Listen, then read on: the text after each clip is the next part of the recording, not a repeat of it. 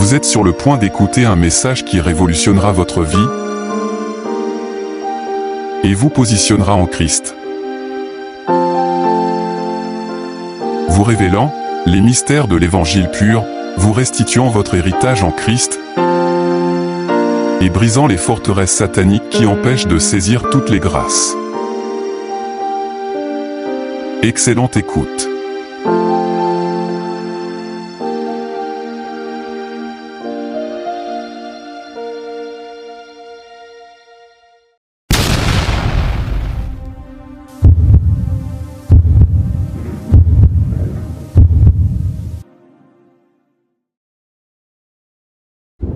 Ma parole et ma prédication ne reposaient pas sur des discours persuasifs de la sagesse, mais sur une démonstration d'esprit et de puissance afin que votre foi fût fondée, non sur la sagesse des hommes, mais sur la puissance de Dieu.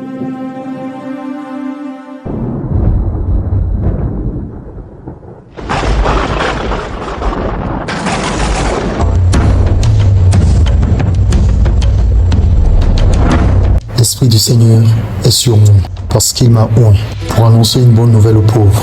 Il m'a envoyé pour guérir ceux qui ont le cœur brisé, pour proclamer aux captifs la délivrance et aux aveugles le recouvrement de la vue, pour envoyer libres les opprimés, pour publier une année de grâce du Seigneur. Mesdames, mesdemoiselles et messieurs, chers invités, éminents serviteurs et servantes de l'Éternel, nous allons accueillir le serviteur du Seigneur Jésus-Christ, leader de la MIREC, mission internationale pour le réveil et le rassemblement de l'épouse de Christ, et pasteur principal des églises d'ici dans le monde.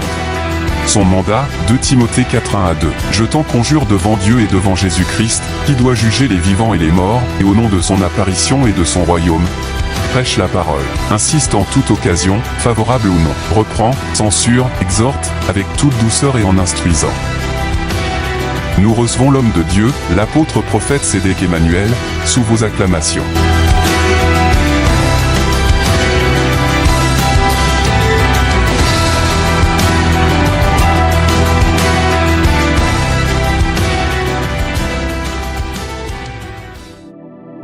Que le Seigneur te fasse du bien au nom de Jésus. Je te souhaite la bienvenue à ce programme. Fais-toi le plaisir, s'il te plaît, de saluer ton prochain. Il est écrit, aimez-vous les uns les autres, car c'est à ceci que tous connaîtront que vous êtes mes disciples, si vous vous aimez les uns les autres. Et qu'un sourire chaleureux puisse accompagner cela, un mot de bienvenue, et que, justement, cet amour fraternel soit hautement contagieux.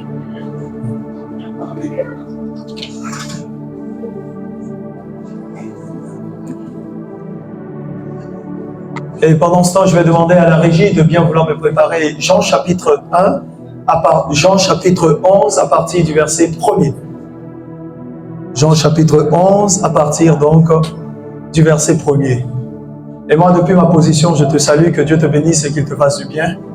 Au nom de Jésus-Christ de Nazareth. Très bien. Tous ensemble, nous sommes dans le livre de Jean, Jean chapitre 11 à partir du verset 1er. Et je vais lire ceci, la Bible déclare: il y avait un homme malade, Lazare de Béthanie, village de Marie et de Marthe, sa sœur. C'était cette Marie qui oignait de parfum le Seigneur et qui lui essuya les pieds avec ses cheveux. Et c'était son frère Lazare qui était malade. Les sœurs envoyèrent dire à Jésus: Seigneur, voici celui que tu aimes est malade.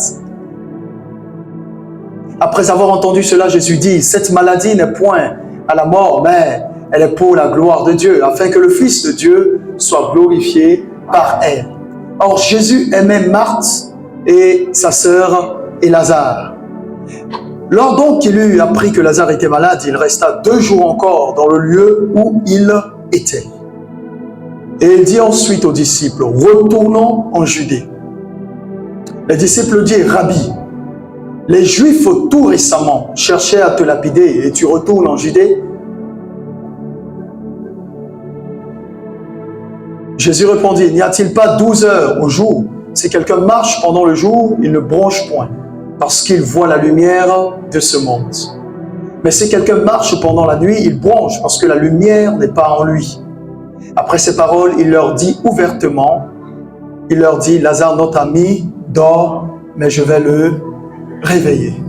Que Dieu bénisse sa parole, au nom de Jésus. Assieds-toi de façon royale et confortable. Alors, nous bénissons le Seigneur pour le privilège qu'il nous accorde d'être appelés enfants de Dieu. Amen. C'est la plus grande chose qui doit te réjouir, qui doit me réjouir au-delà de tout, au-delà de toutes les circonstances positives, au-delà de positives du moins, au-delà de tout ce que nous avons, nous vivons, quelles que soient les circonstances. Nous sommes si heureux et si reconnaissants d'être appelés enfants de Dieu. Et il faut reconnaître que cette grâce n'a pas été donnée à tout le monde, elle n'est pas pour tout le monde, et elle ne sera d'ailleurs pas pour tout le monde. Quand bien même expressement il est écrit, car Dieu a tant aimé le monde qu'il a donné son Fils unique afin que quiconque croit en lui ne périsse point, mais qu'il ait la vie éternelle. Et cependant, lorsque nous allons dans les profondeurs des Écritures, nous pouvons nous rendre compte que quiconque n'est pas mis pour tout le monde. Vous êtes avec moi? Quiconque n'est pas mis pour tout le monde. Et là, s'engage un débat religieux assez houleux. Mais écoutez, c'est ainsi. Depuis toujours, le monde a été comme ça. Mais je veux bénir Dieu parce que plus tard, un peu plus bas, dans Jean chapitre 1er, vous voyez, lorsque nous sommes, les Saintes Écritures rappellent le caractère historique, on dit au commencement était la parole et la parole était avec Dieu et la parole était Dieu. Elle était au commencement avec Dieu, tout a été fait par elle et rien de ce qui a été fait n'a été fait sans elle. En elle était la vie et la vie était la lumière des hommes. La lumière brille dans les ténèbres et les ténèbres ne l'ont point accueilli. Moi je lis dans la version Thompson. Il y eut un homme envoyé par Dieu du nom de Jean. Il vint comme témoin pour rendre témoignage à la lumière afin que tous croient par lui. Il n'était pas la lumière, mais il vint pour rendre témoignage à la lumière. Verset 9 de Jean 1. C'était la véritable lumière qui, en venant dans le monde, éclaire tout homme. Elle était dans le monde et le monde a été fait par elle. Et le monde ne l'a pas connue. Elle est venue chez les siens et les siens ne l'ont pas reçue. Mais à tous qui l'ont reçue, elle a donné le pouvoir de devenir enfants de Dieu. Et à ceux qui croient en son nom et qui sont nés non du sang, ni de la volonté de la chair, ni de la volonté de l'homme, mais de Dieu. Alors tu dois comprendre, ça c'est un passage il serait formidable que tu puisses retenir et savoir que tu es né de la volonté de Dieu parce que tout part de là. Et c'est là où justement le bas blesse dans le contexte religieux. Et je vais vous rappeler, il est très important que vous reteniez ceci avec beaucoup de sagesse et d'intelligence. Je l'ai dit tantôt, je le répète encore une fois, je le répéterai assez, avec un manteau d'évangéliste, Jésus n'est pas chrétien. Amen. Parce que dire que Jésus est chrétien, c'est comparer Jésus à une autre personne. Le mot chrétien signifie comme Christ. Et Jésus ne peut pas être comme Christ. Jésus n'est pas du tout chrétien. Mieux encore, ou dans une profondeur accentuée des Saintes Écritures, Jésus n'est pas venu justement pour mettre au monde, pour donner naissance à des chrétiens. Il est venu justement pour faire des disciples. Et donc, lorsque vous comprenez cela, vous vous placez au-dessus de la religion et des institutions dénominationnelles. Je parle d'institutions dénominationnelles, tous ceux qui concourent à dire que j'appartiens à telle congrégation, je suis baptiste, Assemblée de Dieu, évangéliste, je suis pentecôtiste, je suis ceci, je suis cela. Voilà. Tous ces courants ou ces mouvements n'ont rien à voir avec, à la base, le message de notre Seigneur Jésus-Christ. Vous devez comprendre donc le mandat selon Matthieu 16, 28 où il dit « Allez et faites de toutes les nations des disciples ». Il n'a pas dit « Mettez en place des mouvements ecclésiastiques que nous appelons des dénominations ». Et c'est là malheureusement que naissent les dénominations et c'est là que les Saintes Écritures diront « La lettre tue, mais l'esprit vivifie ». Ça veut dire que les dénominations, c'est-à-dire on appelle dénomination toute église qui porte un nom distinctif. Parce que lorsque vous allez dans les Saintes Écritures, vous voyez, à la base avec l'église primitive, on disait l'église de Corinthe, l'église qui a ceci, l'église qui a cela. Mais loin de débats théologiques et religieux, avec le temps et l'évolution et l'organisation de la société, nous sommes obligés de donner des noms à nos assemblées afin de pouvoir nous distinguer de ce qu'on appelle des sectes et tout ce que vous voulez.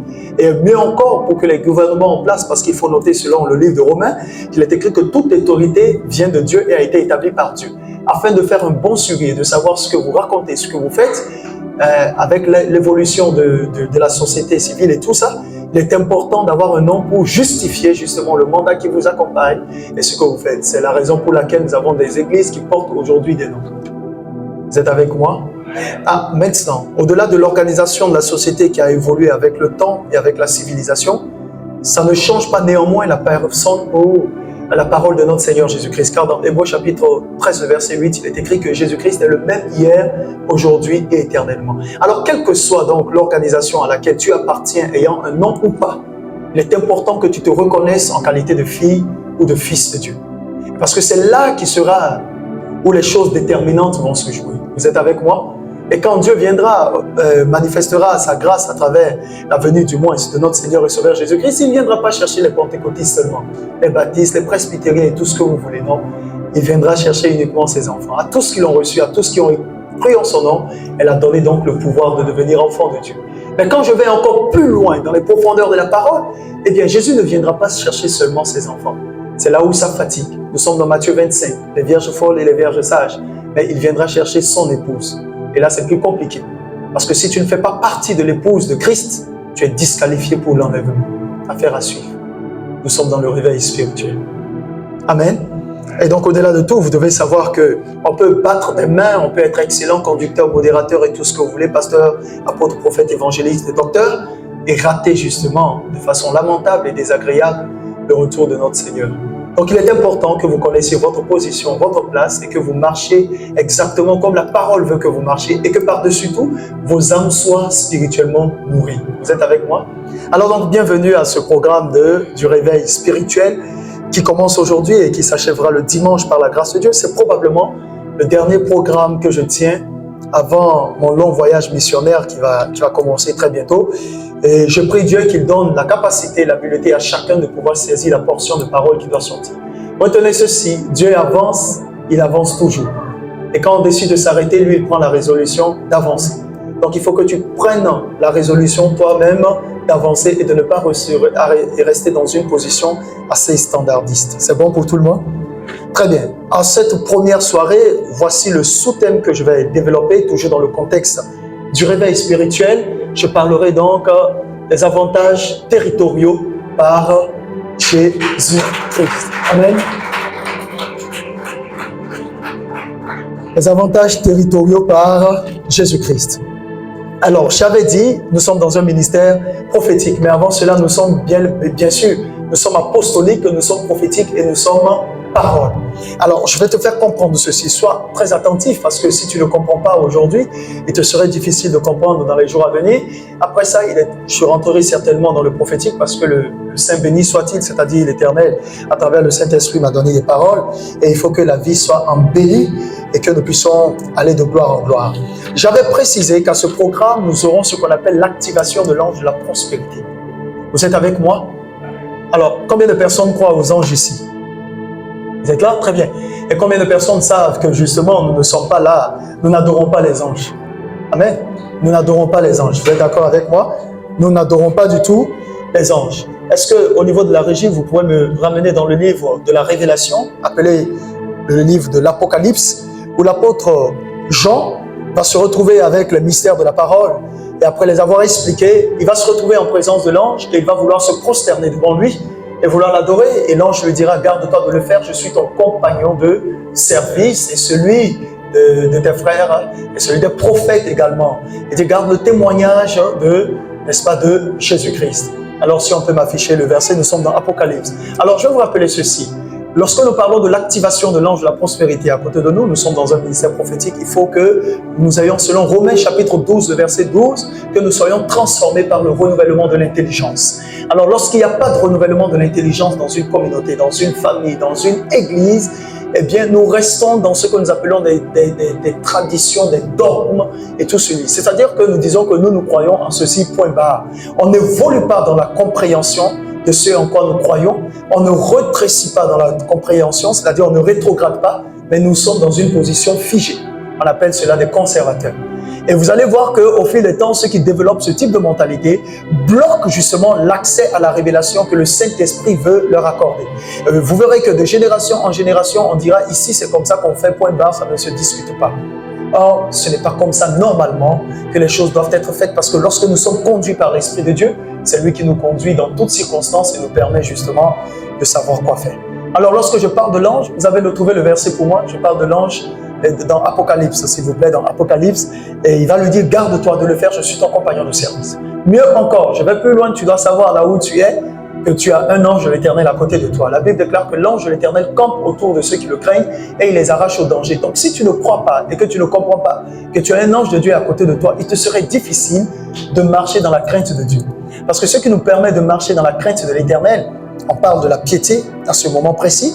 Ce qui nous permet de marcher dans la crainte de l'Éternel, c'est le fait que nous connaissons les commandements de Dieu, nous les respectons, nous les mettons en application.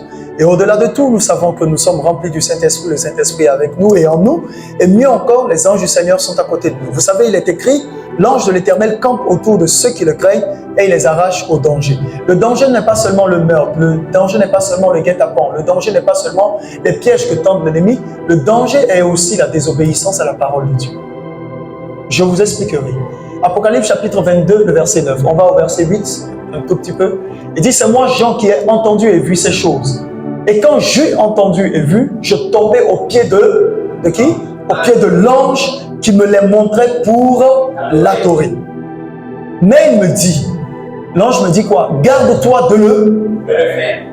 Je suis ton compagnon et celui de tes frères les prophètes et de ceux qui gardent les paroles de ce livre. Adore Dieu.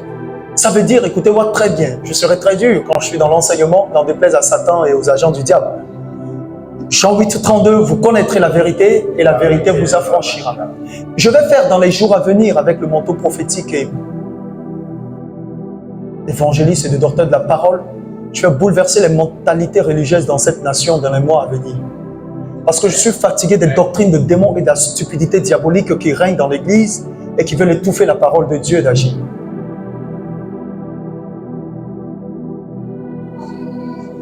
Vous savez, dans les Saintes Écritures, à cause de cela, les enfants de Dieu sont retenus captifs. Parce que quelque part dans les Saintes Écritures, on dit qu'ils retiennent la vérité captive. C'est-à-dire qu'on empêche à la vérité de pouvoir exceller au milieu des gens. Écoutez-moi bien, Christ vous a affranchi, a fait que vous soyez totalement libres. Mais il y a des gourous, des gens qui veulent, des bourreaux, excusez-moi, des bourreaux qui veulent traiter les gens dans une captivité. Écoutez, lorsqu'on annonce, par exemple, lorsque vous voyez qu'on annonce, lorsque je dois monter, on dit pour briser les forteresses. Les forteresses ne sont pas des murs visibles. Ce sont des mentalités, des dogmes, des doctrines, des traditions qu'on a inculquées dans la pensée de l'homme, lui empêchant d'avoir accès à la vérité de la parole de Dieu. Et moi, j'aime parler de la connaissance révélée. La connaissance révélée ou la connaissance éclairée, c'est cette profondeur de la parole que te donne le Saint-Esprit quand tu l'as en toi, qui dépasse les Écritures et qui t'amène à distinguer par le discernement de l'Esprit ce qui est bon, agréable et parfait et qui t'amène dans une transparence totale de la parole. Moi, je refuse que des prédicateurs de l'Évangile retiennent captifs les enfants de Dieu dans l'ignorance ou dans les principes de bénédiction de toutes les grâces qui sont rattachées à notre Maître. Alors je dirais ceci, toutes les personnes qui vous conduisent à adorer, à prier des anges, vous amènent et vous induisent en erreur. C'est diabolique, ne le faites jamais, ni en rêve, ni en réalité. Et j'indexe l'Église catholique. Il n'y a pas de Saint-Michel à prier. Vous comprenez ça? Et comme je dis, vous n'êtes pas obligé de m'écouter. Il n'y a pas de Saint-Pierre à prier. S'il y a quelqu'un à prier, un saint qu'il faut prier, en dehors de... C'est le Seigneur Jésus-Christ qu'il faut prier. Maintenant, s'il y a un autre saint à prier, tu te pries toi-même. Non, je vais t'expliquer. Parce que Pierre n'est pas plus grand que toi. Jean n'est pas plus grand que toi. Nous sommes tous déclarés saints. Donc, toi aussi, tu es saint. Ce n'est pas moi qui le dis, ce sont les Saintes Écritures qui le disent. Nous sommes saints. Tu comprends ça? Donc, si on peut dire Saint-Pierre, on peut dire Saint Emmanuel et remplace ça par ton nom si tu crois. Si tu ne crois pas, tu peux te qualifier de pécheur. C'est pourquoi je condamne avec la plus grande rigueur leurs prières qu'on les a imputées. Et qui dit ceci, et Vierge Marie, Mère de Dieu, priez pour nous, pauvres pécheurs. N'est-ce pas? Je reçois des anciens élèves de là-bas. Priez pour nous, pauvres. Donc, on les inflige une double malédiction. La malédiction de la pauvreté et la malédiction des pécheurs. Comment des gens peuvent déclarer, priez pour nous, pauvres, alors que Marie même se cherchait?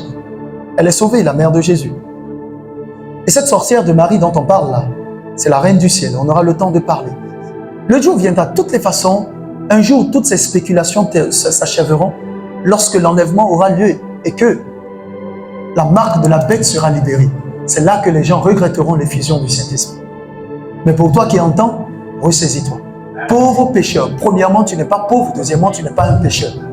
Pauvre pécheur, c'est une double malédiction qu'on libère. Christ nous a racheté de la malédiction de la croix. En devenant lui-même malédiction. Nous sommes dans Galates. Mais on dit que de riche qu'il était, il s'est fait pauvre, afin que par, justement, sa pauvreté, nous puissions enrichir. En d'autres termes, Jésus a pris ta pauvreté et il t'a donné sa richesse. Comment on peut te dire que tu es un pauvre? Deuxièmement, tu n'es plus condamnable, tu as été justifié selon Romains. La justification, la sanctification, le baptême du Saint-Esprit donnant lieu à la nouvelle naissance. Une fois que tu es né de nouveau, tu n'es plus un pécheur. Tu es un enfant de Dieu. Donc tu es saint. Et c'est biblique, ce n'est pas l'objet de mon message, mais j'ouvre une parenthèse pour t'expliquer. Donc jamais, même accidentellement, ne récite cette prière diabolique. Mais vous voyez, le petit là qui est assis à Rome là-bas, lui on l'appelle le saint. Lui il est saint. Et les autres, les fidèles, sont des pécheurs. Ce gars, on doit baisser sa culotte et puis le fesser. Un gars qui va aux toilettes, qui fait la diarrhée comme tout le monde, on va venir nous raconter des histoires. Que personne ne te leurre. Non, reste tranquille. Les prophètes n'ont pas leur langue dans leur poche. Tout prophète qui a sa langue dans sa poche, c'est un prophète de Baal. C'est un païen, c'est un prêtre de l'Alliance. J'aime ce mot. Vous comprenez ça? Vous savez, il est écrit, vous connaîtrez la vérité et la vérité. Mais je vais vous dire quelque chose. Affichez-moi Jean 8, 32. Tu comprends qu'on ne peut pas adorer un ange. Regardez, attendez, 2 Corinthiens chapitre 8, le verset 9. Car vous connaissez la grâce de qui? De notre Seigneur. Premièrement, c'est une grâce, c'est-à-dire une faveur imméritée. Quelque chose que tu n'as pas mérité, on t'a donné. Maintenant, il s'est fait comment? De quoi? Ça veut dire qu'il n'était pas pauvre, le monsieur.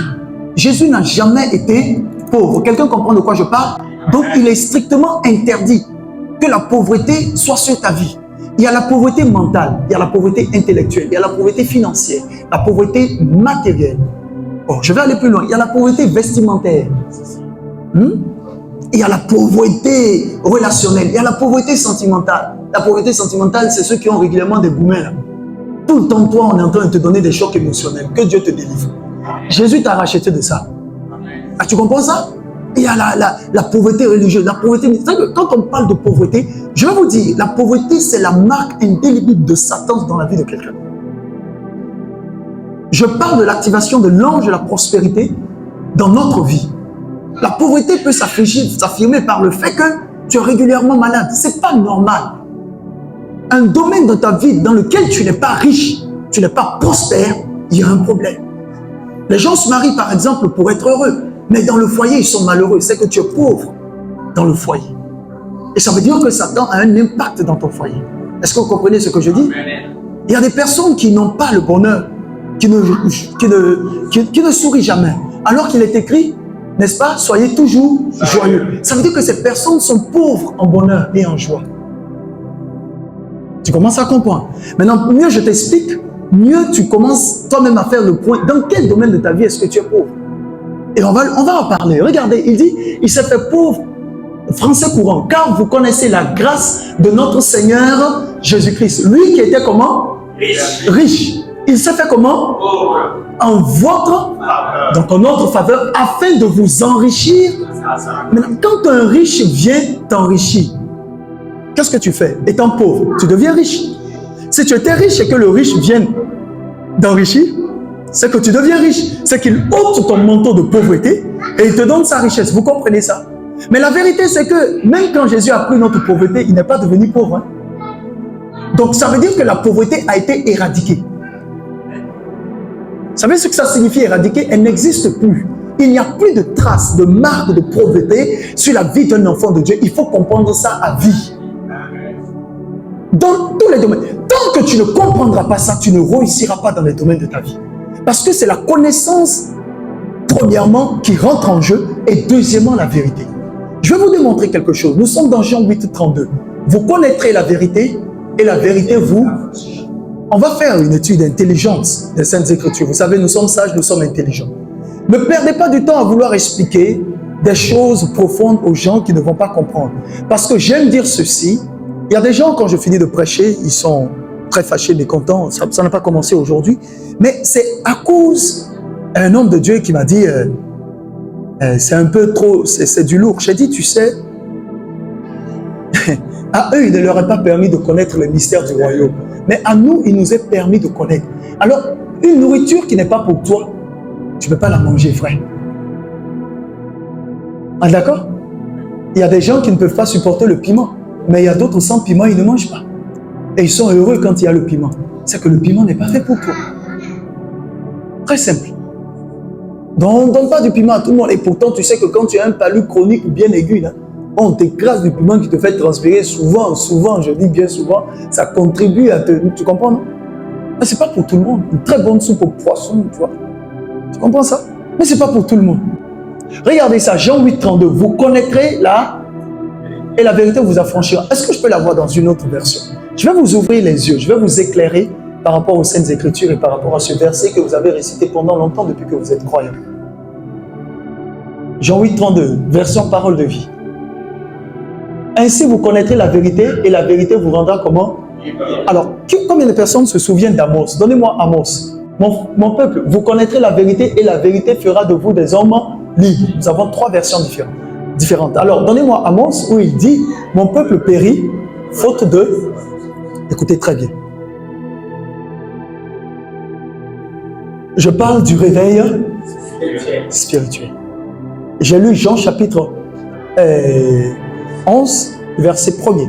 Mais mon texte de base, c'est Jean 11, 11. Notre ami Lazare dort, allons le réveiller. Suivez. Oui, mon peuple fait quoi? Périt, faute de... Pourquoi? Parce que vous les prêtres, vous avez fait quoi? Vous avez rejeté la connaissance. Et c'est la suite du verset qu'on ne lit pas souvent. On se limite toujours à mon peuple périt faute de connaissance. Non, c'est pas ça. Il faut lire tout le verset 6. Parce que vous les prêtres, vous avez rejeté la connaissance. Il dit maintenant, je vous rejetterai et vous ne serez plus mes prêtres. Vous avez oublié la loi de votre Dieu. Moi aussi à mon tour, j'oublierai vos enfants. 8 secondes. Prépare-toi à être éclairé. 8 secondes. Mon peuple est comment? Ça veut dire que quand on parle de destruction, au bout d'un moment, tu n'existes plus. Alors vous allez comprendre. Quand il dit mon peuple, il n'a pas dit les gens du dehors. Hein? Vous êtes avec moi? Il parle de son peuple à lui. Ceux qui lui appartiennent, ceux qui sont avec lui. Et ce sont ces derniers qui sont détruits. En d'autres termes, les chrétiens sont détruits faute de connaissance. Mais il dit ceci. Puisque tu as rejeté la connaissance. Écoute bien.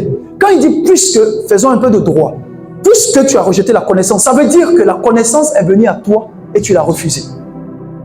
Ça va? Elle est venue à toi, mais tu l'as refusée, tu l'as rejetée. La conséquence de ce rejet, il dit, moi aussi, je te rejetterai et tu seras dépouillé de mon sacerdoce, c'est-à-dire de mon ministère, de mon service. Donc, tu ne seras plus mon serviteur parce que tu as rejeté la connaissance. Il va plus loin. Il dit, maintenant, puisque tu as oublié la loi de ton Dieu, j'oublierai aussi tes enfants. Voyez-vous, le danger de l'oubli ne tombe pas sur la personne, mais sur ses enfants. C'est pourquoi je vous dis, vous êtes des porteurs de descendants et des porteurs de destinée. Faites attention à ce que vous entendez, faites attention à ce que vous croyez, car cela déterminera le futur de vos générations. Vous comprenez ici qu'il parle de la connaissance qui a été oubliée. Et il parle de la loi de Dieu qui a été rejetée et tout ce qui a été oublié, rejeté et tout ce qui va avec. Mais regardez bien, mon peuple est détruit parce qu'il lui manque, il n'avait pas la connaissance, il est détruit. Mais sauf que quand il continue, il t'explique que la connaissance en fait était venue vers toi et tu l'as rejetée. Et vous allez voir que plus loin, quand on rentre dans Jean 8, 32, Osée 4, 6 confirme Jean 8, 32. Jean 8, 32 dit, vous connaîtrez la vérité et la vérité vous affranchira. Selon Amos, chapitre 4, le verset 6, on parle de la connaissance. Mais quand vous êtes dans Jean 8, 32, en fait, vous connaîtrez la vérité et la vérité vous affranchira. Qui affranchit? C'est la vérité qui affranchit et non pas la connaissance. On connaît la vérité, on découvre la vérité et la vérité nous... Ça veut dire que dans Osée chapitre 4, le verset 6, lorsqu'ils ont rejeté la connaissance, ils n'ont plus eu accès à la vérité. Car pour avoir accès à la vérité, il faut passer par la connaissance. Donc c'est la connaissance qui te donne accès à la vérité et la vérité te libère. Et plus tard, maintenant, qui est cette vérité? C'est Jésus. Il dit, je suis le chemin, la vérité et la vie. Maintenant, quand tu rejettes Jésus, c'est que tu n'as pas la connaissance de qui est Jésus, tu n'as pas non plus Jésus et tu es détruit. Ça va? Mais mieux encore, vous verrez que ça veut dire que tous ceux, maintenant si on va encore dans les profondeurs, puisque vous êtes des hommes spirituels, ça veut dire que dans tous, ça veut dire du moins que tous ceux qui se limitent seulement à la connaissance ne sont pas libres. Parce que maintenant, on n'est plus seulement à la connaissance, mais on va au-delà de la connaissance pour avoir accès à la vérité. Et cette vérité, tu ne peux pas l'avoir en dehors de Jésus. Mais une fois que tu as Jésus, Jésus non plus ne peut pas te donner toute la vérité. Je reprends. Jésus est la vérité, mais il ne te donne pas toute la vérité. Je vais t'expliquer. Il dit maintenant, je vous enverrai le consolateur, l'esprit de vérité qui vous conduira dans... Affichez-moi ça. Donc, il y a une chose est d'avoir la connaissance, une autre chose est d'accéder à la vérité, et la troisième étape finale, c'est d'avoir toute la vérité. Et donc, une fois que tu as toute la vérité, tu es marqué du sceau et le réveil spirituel est activé dans ta vie. Ça va? Même si je m'arrête là, tu peux rentrer. Ça suffit largement pour que tu comprennes. Et puisque tu es profond, j'irai dans les profondeurs. Regardez, quand le consolateur sera venu, l'esprit de vérité, il vous conduira comment? Dans quoi? Dans toute la vérité. Car il ne parlera pas de lui-même, mais il dira tout ce qu'il aura entendu de moi et il vous annoncera les choses. Maintenant, regardez, il vous conduira comment? Dans... Je peux avoir une autre version? Je peux avoir une autre version, s'il vous plaît? Semeur, quand l'esprit de vérité sera venu, il vous conduira dans la vérité tout entière. Alors, ça veut dire que depuis que Jésus était là, on n'a pas eu la vérité tout entière. Nous avons eu une partie de la vérité. C'est alors que vous allez voir, nous sommes dans le livre de Actes, aidez-moi. Il dira, ne quittez pas, restez là jusqu'à ce que vous soyez revêtus de la puissance d'en haut. Actes chapitre 1. Jusqu'à ce que vous soyez revêtus de la puissance d'en haut. Là maintenant, quand tu es revêtu de la puissance d'en haut, le Saint-Esprit, qui lui-même ne parlera pas de lui-même, va t'amener maintenant dans toute la vérité. Or, toute la vérité, c'est quoi? C'est la portion de la révélation de Jésus que tu n'avais pas et qu'il te donne. C'est pourquoi tu connais Jésus en partie, mais pour connaître Jésus-Christ dans sa globalité, il faut avoir accès au Saint-Esprit. Et là, le Saint-Esprit t'amène dans toute la vérité. Ça veut dire qu'avant, ce n'était qu'une partie de la vérité. Ça va? Ça ne fait même pas partie de mes notes. Hein? Je n'ai même pas commencé mon thème. Ça, c'est mon introduction. Oh, vous avez trouvé? Actes. Nous sommes dans le livre des Actes. Luc 24, pardon. Et voici, j'enverrai sur vous ce que mon Père a promis. Et mon Père a promis quoi? Il dit, mais vous, restez dans la ville. Merci. Vous restez dans la ville jusqu'à ce que vous soyez revêtus de la puissance d'en haut. Écoutez-moi, chers ministres de l'Évangile, chers frères et sœurs en Christ, c'est pourquoi je vous ai dit, il ne sert à rien de courir et d'ouvrir des églises partout en termes d'annexes si vous n'avez pas la puissance du Saint-Esprit. Vous êtes en train de créer des morts vivants et conduire des brebis à l'abattoir. Aujourd'hui, nous avons effectivement ce qu'on appelle des personnes qui font la course aux chapelles. C'est-à-dire, il faut que tout de suite on dise que dans nous avons une église ici, nous avons... Non, écoutez, s'il vous plaît. C'est pourquoi moi je crois qu'il faut revoir le système d'évangélisation. On envoie à l'abattoir des évangélistes qui ne sont pas prêts, qui ne sont pas revêtus de la puissance d'en haut. On forme en 3 mois des gens à qui on donne des flyers pour dire Jésus t'aime et ils ramassent des démons au retour. On met des gens sur, juste pour le Matthieu vu, on leur donne des t-shirts et on leur dit, à leur parler de Jésus. Tu ne peux pas annoncer Jésus si ta vie elle-même ne convainc pas de Jésus. C'est impossible. Donc ce n'est pas une course à la mort, nous devons gagner le monde pour Christ. Nous gagnons le monde pour Christ comment? Attendez, vous pensez que c'est vous qui gagnez le monde pour Christ par votre évangélisation? Vous avez menti. Vous avez menti, hein? Il faut que ça soit très clair. Parce que quand les évangélistes ou les hommes de Dieu vont sur le terrain, oh, on a gagné 500 âmes pour le Seigneur. Non, en fait, vous avez appelé 500 personnes qui ont dit oui. Sur ces 500-là, combien vont rester? Donc ne mentez pas sur les chiffres. On a gagné, oh, on a fait une campagne d'évangélisation. Il y avait 3000 personnes. Et puis après, il y avait 3000 observateurs. Il y avait 3000 curieux. Mais qui sont véritablement les personnes qui sont sauvées? Je vous dis, un jour je prêcherai sur ceci. 1 sur 10. Le thème, 1 sur 10, fraction. En mathématiques, on appelle ça une fraction. 1 sur 10. Pourquoi est-ce que Dieu demande le 10e? dans la dîme, c'est 1 sur 10. Est-ce que vous savez que quand on est à 1 sur 10 et qu'on passe à 20, ça devient 2 sur 20? 30, 3 sur 30. Écoutez, vous devez craindre vraiment la question du salut. Moi, je crois qu'il y a beaucoup de personnes qu'on envoie en enfer inconsciemment pour la publicité de l'évangile.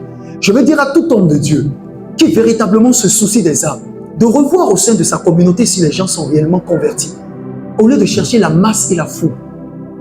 Remarquez aujourd'hui les gens, quand ils viennent dans une église ou veulent venir à l'église, ils se demandent est-ce que vous êtes nombreux là-bas? Mais est-ce que les gens lisent la Bible? Jésus même dit, large et spacieuse le chemin qui mène à la perdition.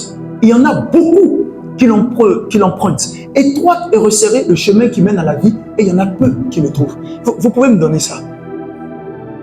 C'est fort, hein? Et lui-même, il va dire, beaucoup seront appelés, mais il y aura peu de lui. Donc, il faut réfléchir un peu. Alors, au lieu de se concentrer sur la masse, là, concentrons-nous sur le peu. Ça, c'est le maître qui parle. Remarquez, partout, il a parlé. Il a dit, petit troupeau, petit troupeau, petit troupeau. Il a pris à votre père de vous donner le royaume. Ça veut dire que Jésus n'est pas dans ce mouvement de masse. Il y a un problème. Même parmi ses disciples, les 12 qu'il a choisis, vous avez vu? Il y a 1 sur 12. Il y a un qui a été jeté là. Judas Iscariote. Et il va dire, n'est-ce pas moi qui vous ai choisi? Cependant, l'un d'entre vous, il n'a pas dit est un traître. Il dit est un démon. Et donc s'il dit que l'un d'entre vous est un démon, il n'a pas dit que ce gars est possédé. Il dit que c'est un démon. Préparez-moi le texte où il le dit. Je parle du réveil spirituel et je parle des avantages territoriaux. J'arrive. Regarde, je ne suis même pas sur mes notes d'abord. Entrez par la porte étroite, car large est la porte spacieuse. Est le chemin qui mène où? À la perdition. Et il y en a beaucoup qui entrent par là. Arrêtez-vous un temps. Donnez-moi ça dans la version semeur. Ça veut dire qu'ils sont nombreux, par exemple, ceux qui viennent à l'église, mais ils sont peu, ceux qui sont véritablement des croyants.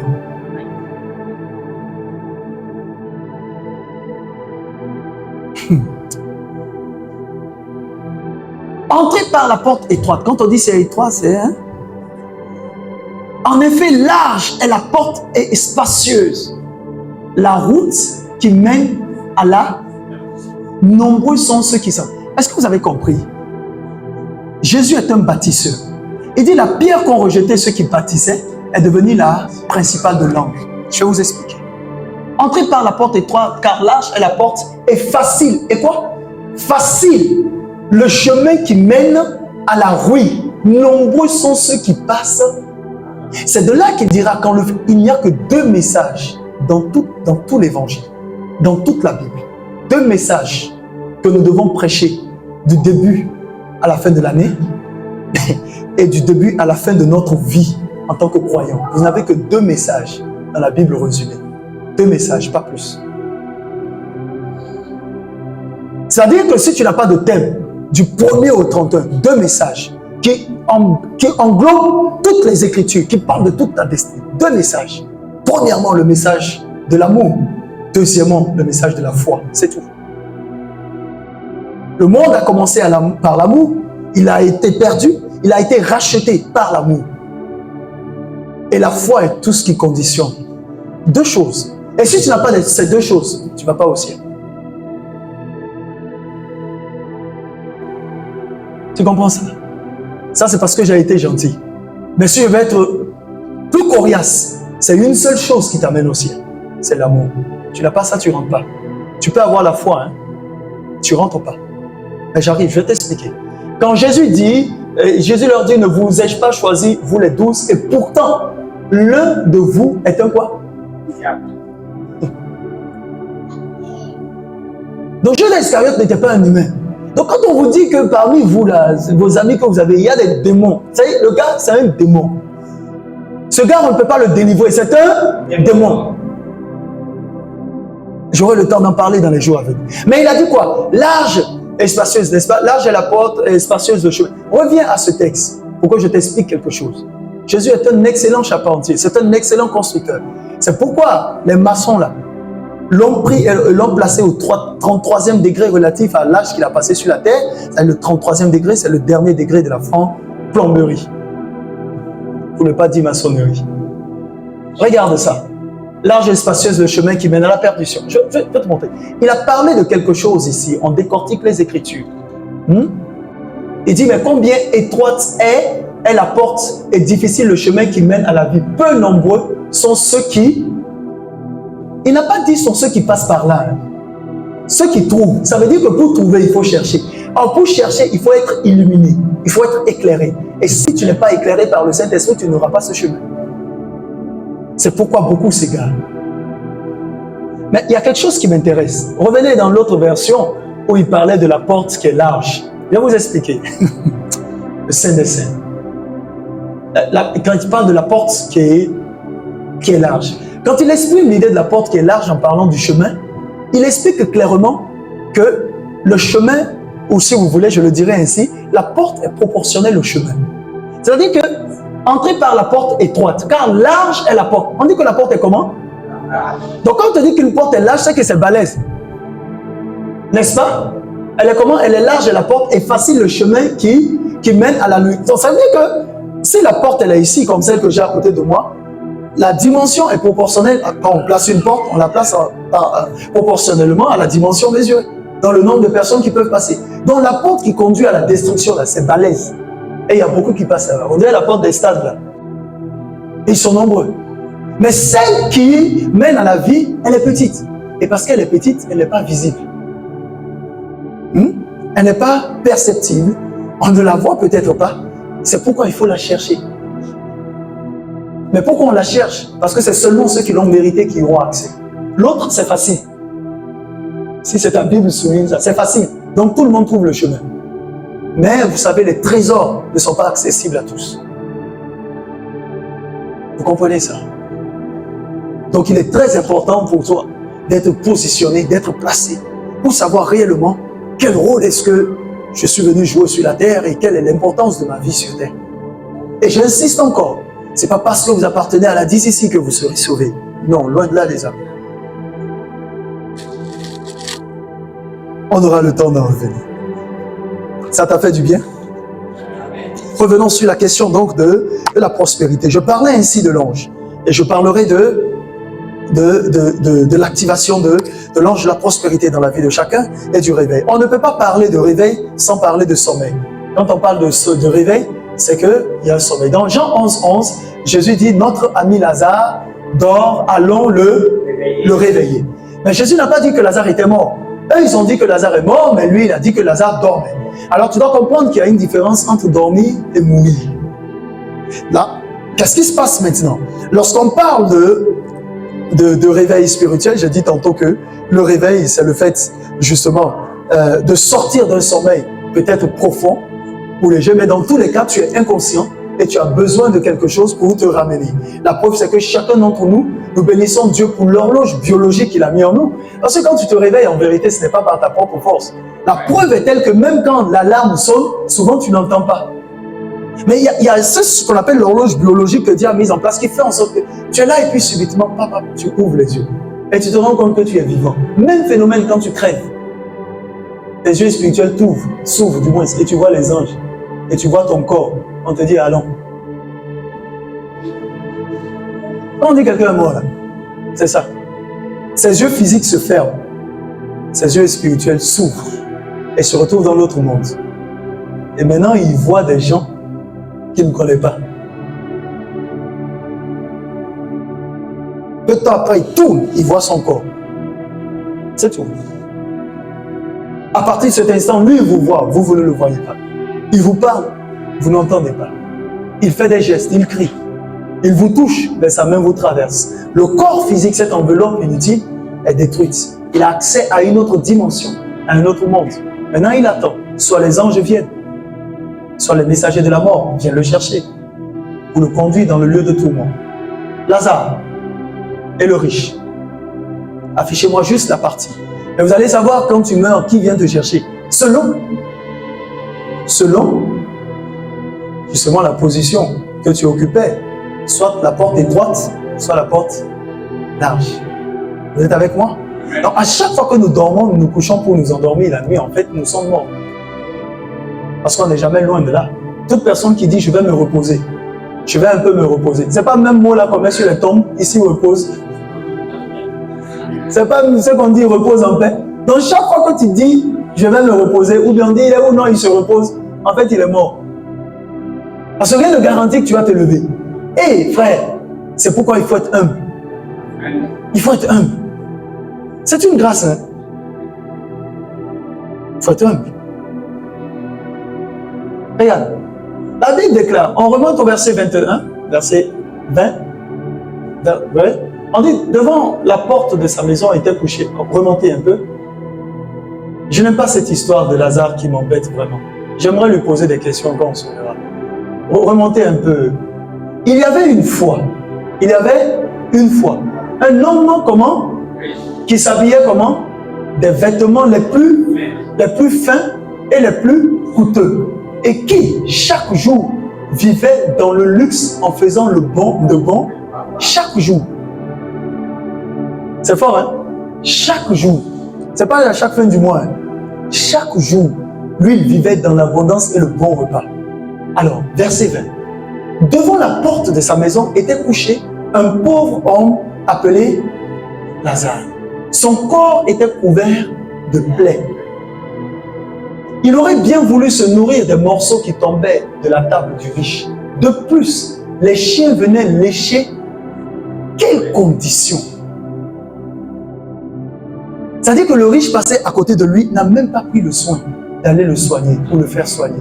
C'était les chiens qui venaient lécher les plaies. Ça veut dire que Lazare était réduit à l'état d'animal. Parce qu'il y a certains animaux, quand ils sont blessés, les oiseaux viennent. Vous comprenez un peu? Faites un peu de recherche. Imaginez Lazare, assis devant la porte du riche. Je suppose, sa voiture vient, le riche, il voyait Lazare, ça ne l'embêtait pas. Mais chaque jour, il menait heureuse vie. Verset 22. Le pauvre mourut et les anges le portèrent auprès de qui? D'Abraham. Le riche mourut aussi et on... C'est pas la même chose, hein? Vous voyez, non? C'est pas la même chose. On a enterré le riche, on a porté le pauvre. On a enterré le riche et on a porté le pauvre. Les anges sont venus chercher Lazare et ils l'ont amené où? Auprès. Parce que lorsque vous quittez cette terre-là, vous ne connaissez pas la route. Il faut que les gars viennent vous chercher. Que ce soit pour le lieu de tourment ou pour le paradis, il faut qu'on vienne te chercher. Mais je vais vous dire une chose, la majorité des personnes qui décèdent là, l'une des personnes que vous voyez, bon, j'expliquerai cela plus tard dans la distinction du monde spirituel, comment ça fonctionne. Vous verrez vos parents. Hein? Ah oui, mais on a emporté Lazare chez qui? Chez Abraham. Abraham, c'est sa connaissance. C'était un fils d'Abraham. Et c'est ce que je vous expliquais dans la bénédiction de Dieu. Il y a les fils étoilés et les fils sableux. Donc ceux du sable là, ils sont pauvres, misérables, malheureux. Frère, c'est fort, hein? C'est très fort. Il a un fils d'Abraham, il est allé au ciel. Il s'est reposé. Mais attention, sur la terre, ça n'allait pas du tout. Et moi, j'ai envie de savoir, qu'est-ce qui a mené Lazare dans cette condition? Il n'avait pas la Torah. C'était quoi le problème? Bon, on le verra plus tard. Donc là, on a les anges qui le prennent, et l'autre, on l'enterre. Vous êtes avec moi? Amen. La fonction donc des anges de Dieu à côté de vous ne se limite pas sur la terre, ça continue encore de l'autre côté. Parce que les anges qui sont à côté de vous, il y en a qui font des rapports journaliers de votre manière de faire. De vos petits mensonges, de vos WhatsApp, de vos statuts. Ils voient tout. Tout ce que vous faites là, tout ce que vous dites là, ils sont au courant. Mais c'est quand vos yeux se ferment et ça s'ouvre de l'autre côté, vous les voyez. Pour certains, il y a des nombres qui sont là, figés à chacun selon la mission, parce qu'il faut retenir que de l'autre côté, ils sont plus nombreux que nous les humains. Les scientifiques disent qu'il y a environ au total 200 milliards d'êtres humains qui ont fouillé la Terre depuis l'existence. Ils parlent de 50 milliards à 150 milliards depuis que le monde est créé. Mais toutes ces personnes-là, elles sont allées où? Vous comprenez qu'il y a un autre continent, une autre planète qui contient plus d'êtres que la Terre. Nous sommes combien ici? 8 milliards seulement. Depuis que le monde est créé, on a dépassé 8 milliards. La première population mondiale qui a été éteinte dépassait ça. Ils étaient nombreux sur la Terre. Là, ils ont dépassé ça. Ils sont morts. Et regardez, c'est là où il y a une transaction terrible chaque jour. Vous savez, il y a ceux qui font le commerce d'âmes, les vendeurs d'hommes. Apocalypse, les vendeurs d'âmes ou les vendeurs d'hommes. Il y a des gens, chaque jour, ils sont là pour faire la transaction pour livrer des gens à la mort, à l'abattoir. À cet instant, je suis en train de parler, il y a une chute fulgurante d'âmes dans le séjour des morts. Au niveau du séjour des morts, il est là comme ça. Et c'est comme si la toiture est ouverte. Et quand les gens viennent, on les appelle les damnés. Quand ils arrivent là, on les jette de haut. Et puis ils tombent. Donc je vous garantis, ce que je vous dis, c'est une vérité. En tout cas, il ne faut pas arriver là-bas pour croire. De demander à Dieu de t'aider. On n'a pas le temps de te conduire par un chemin. On te pousse, tu viens là. C'est ce qu'on appelle les abîmes. L'abîme n'est pas fermé par une porte qui est à côté. L'abîme est fermé au-dessus. Nous sommes dans l'Apocalypse, vous allez voir. Même quand Satan a été lié, la Bible dit que l'ange l'a mis dans l'abîme et l'a fermé au-dessus. Pour que tu ne puisses pas sortir. Donc il n'y a pas moyen de sortir. Et les gens tombent comme la pluie. Chaque jour, à l'instant où je suis en train de parler, il y a des humains qui sont en train de tomber. Tous, chaque jour. À cet instant, il y en a qui tombent et il y a une autre vague de personnes qui viennent. C'est là que tu vas dire, allô, c'est pour te dire que madame a accouché. Il y a un humain qui vient, c'est pour te dire que, elle est morte. C'est pour te dire, il est mort. C'est pour te dire, le bébé est mort. Donc, au même instant où d'autres crèvent, d'autres viennent. Donc, vous imaginez les transactions qui se passent régulièrement, à chaque seconde.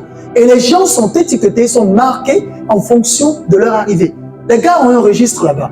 Je prévoyais de vous donner un enseignement là-dessus. Parce qu'il y a beaucoup de choses que les gens ne comprennent pas. C'est pourquoi ils pensent qu'ils sont des chrétiens.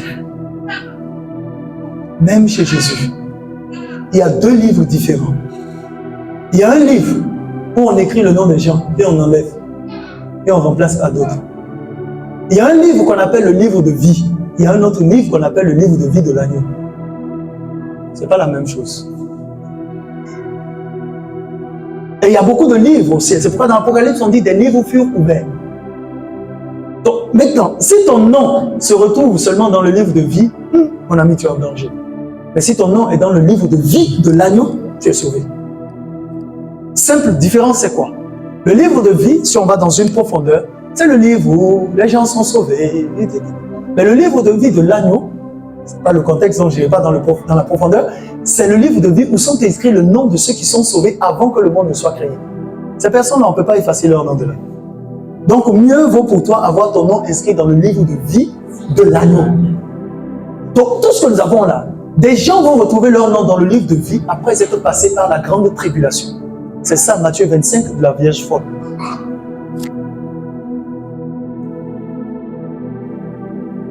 Donc, vous voyez que même pour aller au ciel, on n'est pas pareil. C'est là maintenant qu'on dit ceux qu'il a connus d'avance, il les a prédestinés à être ses fils d'adoption. Ça veut dire qu'il y a des personnes qui ne sont pas encore nées, mais dont le nom est déjà écrit dans le livre de vie de l'agneau. Jamais cette personne ne sera perdue. Amen. Mais ceux qui sont dans le livre de vie, c'est eux-là qui croient qu'ils seront sauvés, bon, ils seront sauvés, et puis bon. Il y a un risque, parce qu'il y a des noms qu'on enlève pour remplacer par d'autres. J'aurai le temps de donner cet enseignement. Mais il faut qu'encore que la foi soit bâtie. Jusqu'ici, tu es avec moi? Revenons donc dans le principe. Redonnez-moi mon texte. Les marchands d'âmes, il faut que je... Regardez. Apocalypse ou révélation accordée à Jean 18 à 11. Les marchands de la terre pleurent aussi et se lamentent à son sujet parce que personne n'achète plus leurs marchandises. Regardez. Or, les marchandises là, c'était quoi? C'était l'or, on lit ensemble. Argent, ensuite, pierres précieuses et perles. Maintenant, fine toile de lin, précieuse étoffe rouge et écarlate, soie, toutes sortes de bois rares, toute espèce d'objets en ivoire, bois précieux, bronze, fer ou marbre, cannelle et autres épices, parfums, myrrhe et encens, vin, huile, farine de blé, bœuf et moutons, chevaux et chats, esclaves et même vie humaine. Donc on achète des vies humaines. C'est pourquoi il est impératif pour toi d'être couvert, un, par le sang de l'agneau, et deuxièmement, d'être sous une bonne couverture spirituelle, afin que ta vie ne soit pas vendue.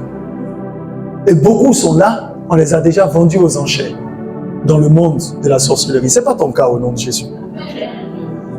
Donc la Bible déclare que l'ange de l'Éternel campe autour de ceux qui le craignent, et il les arrache donc au danger.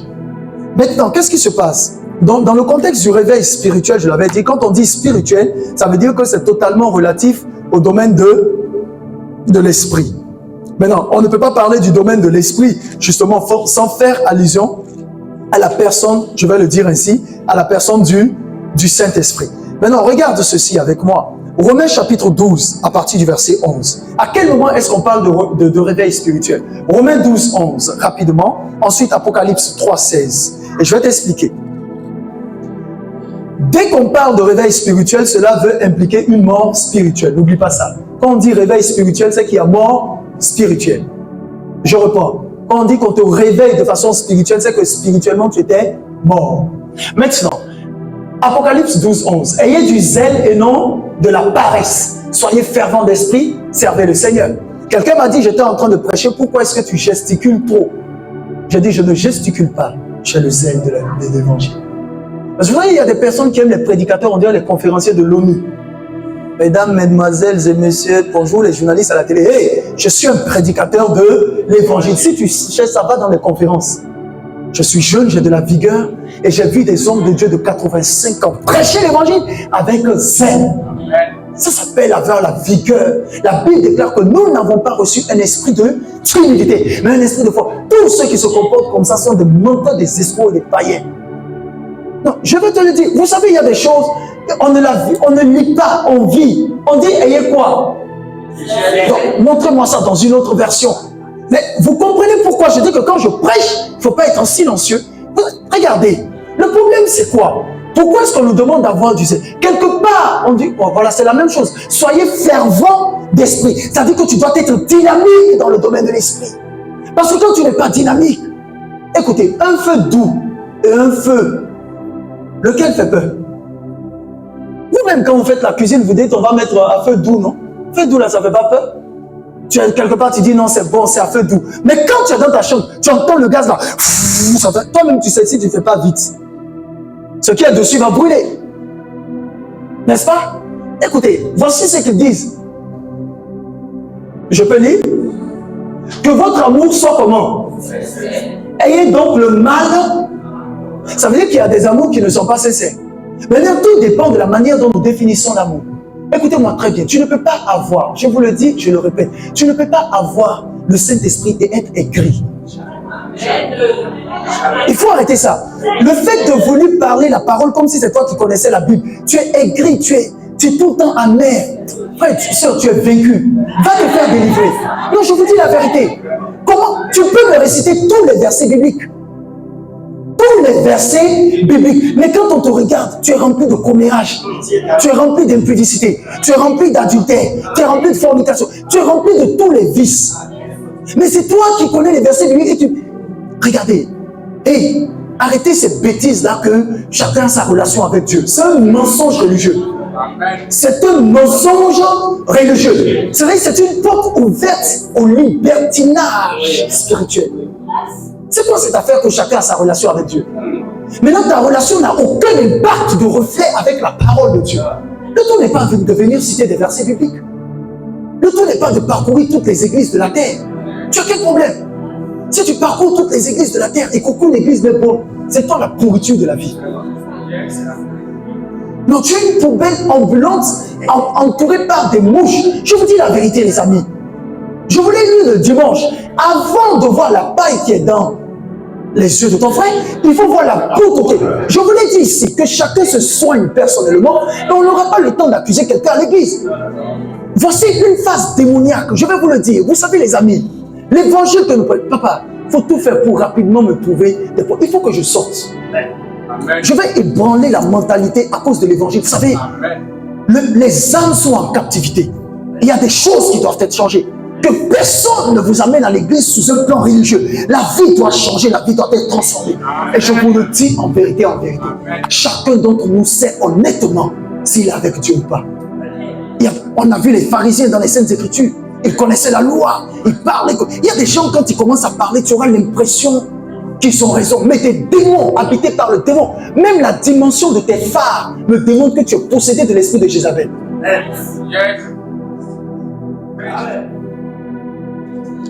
Vous savez, il y a des choses. Écoutez-moi, évangéliste. Quelqu'un un jour m'a dit, quand tu prêches, évite de choquer les gens. Frère, Je ne suis pas venu pour te faire plaisir. On parle de l'éternité, on parle de la mort. Et tu veux que moi je te cajole? Non, sérieusement.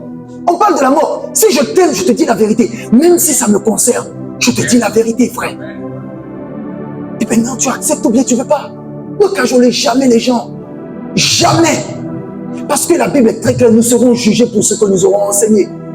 Vous vous souvenez, en juin, il y a 2 ans, ma mère était venue. Elle a passé 1 mois chez moi, pratiquement. Elle assistait au culte prophétique. Mais une fois, elle m'a dit en souriant, elle dit, Emmanuel, même ta propre mère, tu ne l'as pas épargnée dans le prophétique. J'ai dit, maman, quand je suis dans le prophétique, je ne suis plus ton fils. Je suis l'homme de Dieu. Vous savez, ça c'est la femme d'un pasteur. Celle qui m'a allaité, qui m'a mise au monde. Mais je bénis Dieu. Quand elle est assise là, même si elle était là tout à l'heure, paf, elle se met à genoux. Elle reconnaît l'impact et la présence de Dieu. Elle sait qu'à ce moment précis, elle n'est pas en train de parler à son fils. Elle sait qu'il s'agit de l'Esprit de Dieu. Dans une autre dimension. Et elle respecte l'autorité. Maintenant, tu vois des volailles. Si vous voulez l'évangile qui vous endort, allez ailleurs. Je lève ma main au ciel. Jamais, au grand jamais, je ne vous prêcherai un évangile pour vous torloter. Que Dieu m'en garde, je ne le ferai jamais. Aimez-moi tel ou détestez-moi dans tous les cas. Emmanuel Sédèque, apôtre de Jésus-Christ, non de la part des hommes. Tu comprends ça? J'ai été appelé par Christ. Et je rendrai compte au maître. Évitez cette stupidité qui consiste à te dire ce que tu as envie. Tout celui qui t'aime ne te dira jamais ce que tu as envie d'entendre. Jamais. Ça me fait mal quand je vois le diable manipuler les gens et les envoyer dans la perdition. Surtout ce contexte. Il faut, on le dit souvent, quand on prêche, tu vois tout le contraire. Tu es possédé. C'est-à-dire, on est en train de parler d'autre chose. Toi, tu penses à autre chose. Mais qu'est-ce qui ne va pas dans ta tête?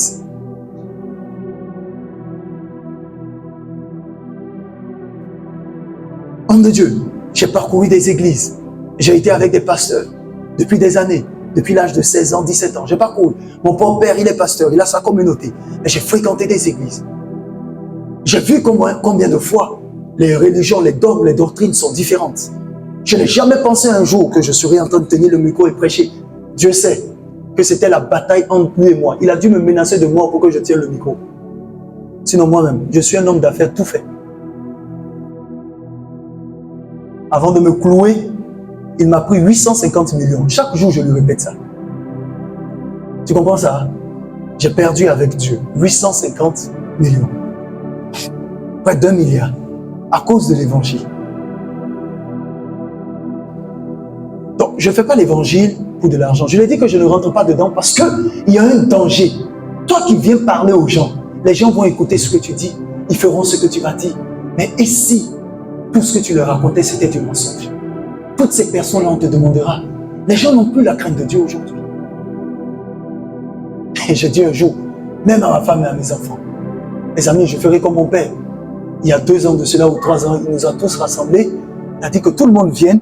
Nous sommes arrivés, on pensait qu'il y avait quelque chose. Il dit, bon, il nous a regardé, il dit, Emmanuel, ça va? Il a demandé à ma soeur, mes soeurs et tout. Il dit, bon, je bénis Dieu parce que j'ai croisé votre mère. À travers votre mère, vous êtes nés. En temps normal, ce n'est même pas vous que je cherchais. Mais c'est le plan de Dieu. Parce que le gars allait aux États-Unis en fait. Et puis ma mère l'a retenu. Comment, je ne sais pas. Mais dans tous les cas, il n'a plus vu la route des États-Unis. Et après, il a voulu dribbler ma mère pour aller. Et le Seigneur l'a appelé à le servir. Il n'est plus bâti. Mais à l'heure, là, on l'invite là-bas pour pouvoir prêcher l'évangile. Il partait en tant que basketteur de la NBA. Vous comprenez ça? Mais ce qu'il nous a dit en fait, c'est que je vous ai enfanté et tout, je suis avec moi, mais je vous ai montré le chemin du salut. Maintenant vous êtes tous grands. Celui qui veut aller en enfer, il peut partir.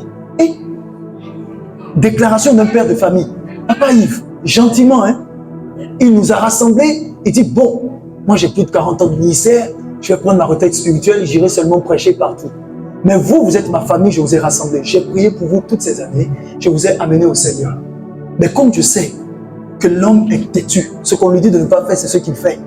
Avant ma mort, je me désengage de vous devant Dieu. Je vous ai montré le chemin. Celui qui veut aller en enfer, qu'il aille en enfer. Celui qui veut aller au paradis, allez, on se retrouve au paradis. À partir de maintenant, c'est chacun avec son Jésus. Terminé. On lui a dit la réunion, il dit non, c'est tout. Il dit à sa femme, hey, femme de pasteur, ça ne t'amène pas au ciel. Hein. S'il arrivait que je meure avant toi, si tu te maries avec un poltron et vous allez en enfer, c'est votre problème. Sinon, on se retrouve là-bas.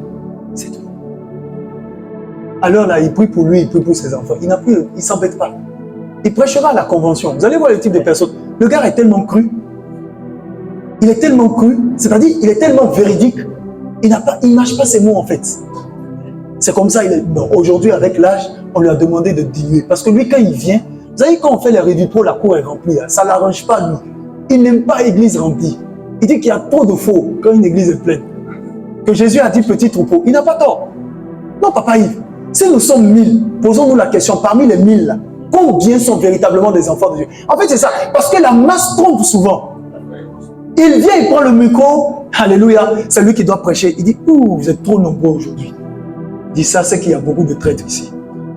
Seigneur Jésus, tous les faux chasseraient d'ici le dimanche prochain au nom de Jésus. Je t'assure avant le dimanche prochain. Au courant de la semaine, l'église est vide. Quand il revient, il y a 5, 10. Il dit, voilà. Ça, c'est bon maintenant. Il dit, mais même là encore, je sens qu'il y a un esprit qui a résisté. Il va dire, Père, avant que je ne prie, que toute personne qui est fausse ici soit dénoncée au courant de la semaine prochaine, au nom de Jésus. Amen. Quand tu dis pas Amen, il dit, dis Amen.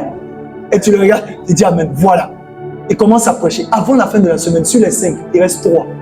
Il dit, maintenant, vous, on peut parler de la parole. Et il prêche comme si vous étiez 10 000. Ce gars, quand il ira au ciel, là, ils vont l'accueillir avec des trompettes. Parce que c'est un défenseur. Il n'est pas dans les histoires, vos miracles, vos histoires. Il n'est pas dedans et Dieu l'utilise. Mais lui, c'est tout. C'est pour dire quoi?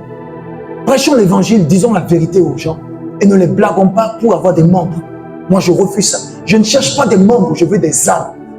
Je reprends. Je ne veux pas des membres, je veux des âmes. Parce que lorsque nous allons mourir, quand je me tiendrai devant Jésus-Christ, il va me dire, Emmanuel, tous ceux qui sont sur Dieu, que ton église s'appelait comment sur la terre? Il dit, Seigneur, l'église, c'était 10 ici. 10 ici. Ok, tous les 10 ici qui sont morts depuis 1800, levez-vous. Les gars vont sortir, voici votre pasteur. Bon, monsieur le pasteur, ils vont m'évaluer. C'est pas avec deux choses, je vous le dis, cher ministère, avec la même Bible. Pourquoi tel jour tu n'as pas prêché ça? Non, c'est parce que le docteur Yves m'a donné 500 000 dans le bureau. Et tu as changé le message. Oui, mais je ne voulais pas, c'est lui. Non, reste calme, on arrive pour lui aussi. Donc ici, tu reconnais. Oui, je reconnais. On t'amène à la barre. Tu expliques. C'est pourquoi il y aura des moments où je vais prêcher version Batman. C'est-à-dire, je mets la bande. Comme les héros, là. Comme ça, je ne te vois pas. Et c'est là quand l'esprit va te toucher, tu vas dire, le prophète a prêché sur moi. Mon ami, je n'ai même pas le temps de prêcher sur toi. Toi-même, tu chies là, ça sent mauvais. Il y a des gens, ils chient, ça sent pas mauvais. Moi, je vais venir prêcher sur toi. On n'a pas le temps pour ça. La vérité, là, quand elle sort, il faut s'agenouiller. Eh Seigneur, aujourd'hui, là, ça me concerne. Vous pensez que quand on te tient ici, vous pensez que quand je me tiens ici, tout ce qui sort là, ça me plaît de dire ça. Ça ne me plaît pas de dire, il y a des choses qui me concernent, ça ne m'arrange pas. Mais le Saint-Esprit dit, dis. Moi, je suis là, je ne dis pas. Il dit, dis. Je ne dis pas. Et maintenant, il me pique. Le foie commence à tourner. Je dis, ainsi parle l'Éternel. Il ne faut pas dire. Nous sommes tous concernés. Mais le truc, la Bible dit, quand vous entendez sa voix, n'endurcissez pas vos cœurs. Écoute-moi, arrête de passer le temps à juger ton voisin. Occupe-toi de ta vie. Tu vas mourir seul, on va te mettre seul dans le trou.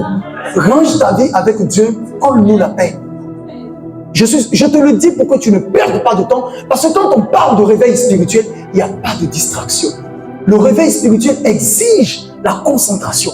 Vous êtes tous ministres ici. Très bien, le Seigneur vous a appelés ensemble, très bien. Mais il va vous récompenser individuellement. Hein. Je ne regarde pas l'autre, je n'ai pas le temps pour ça. Travaille. On dit, tu peux m'aider? Travaillez à votre salut avec crainte et tremblement. Ça veut dire que la question du salut, croire au Seigneur Jésus, c'est pourquoi je dis que c'est un leurre que de dire j'ai ma relation avec Jésus. Ok, d'accord, tu as ta relation avec Jésus. C'est comment ta relation? Dis-moi. Il te parle combien de fois? Et puis toi, tu me pètes des bouteilles de champagne tous les jours. Et puis tu me dis que tu as une relation avec Jésus. Tu te saoules et puis tu viens me dire que tu as une relation avec Jésus. Toi, tu as besoin de délivrance. Alors que la même Bible te dit, ne vous dénivrez pas de vin, c'est de la débauche, mais soyez au contraire remplis de l'Esprit Saint. Il faut qu'on se dise la vérité. Arrête-moi cette relation-là. Quelle relation tu as avec Jésus? Vous comprenez ça? Quelle relation? Lorsqu'on rentre dans la marmaille, on rentre dans le faux, on va dire qu'on a une relation. Les amis, c'est pas vrai. C'est pas vrai, c'est pas vrai. Mais il y a un temps.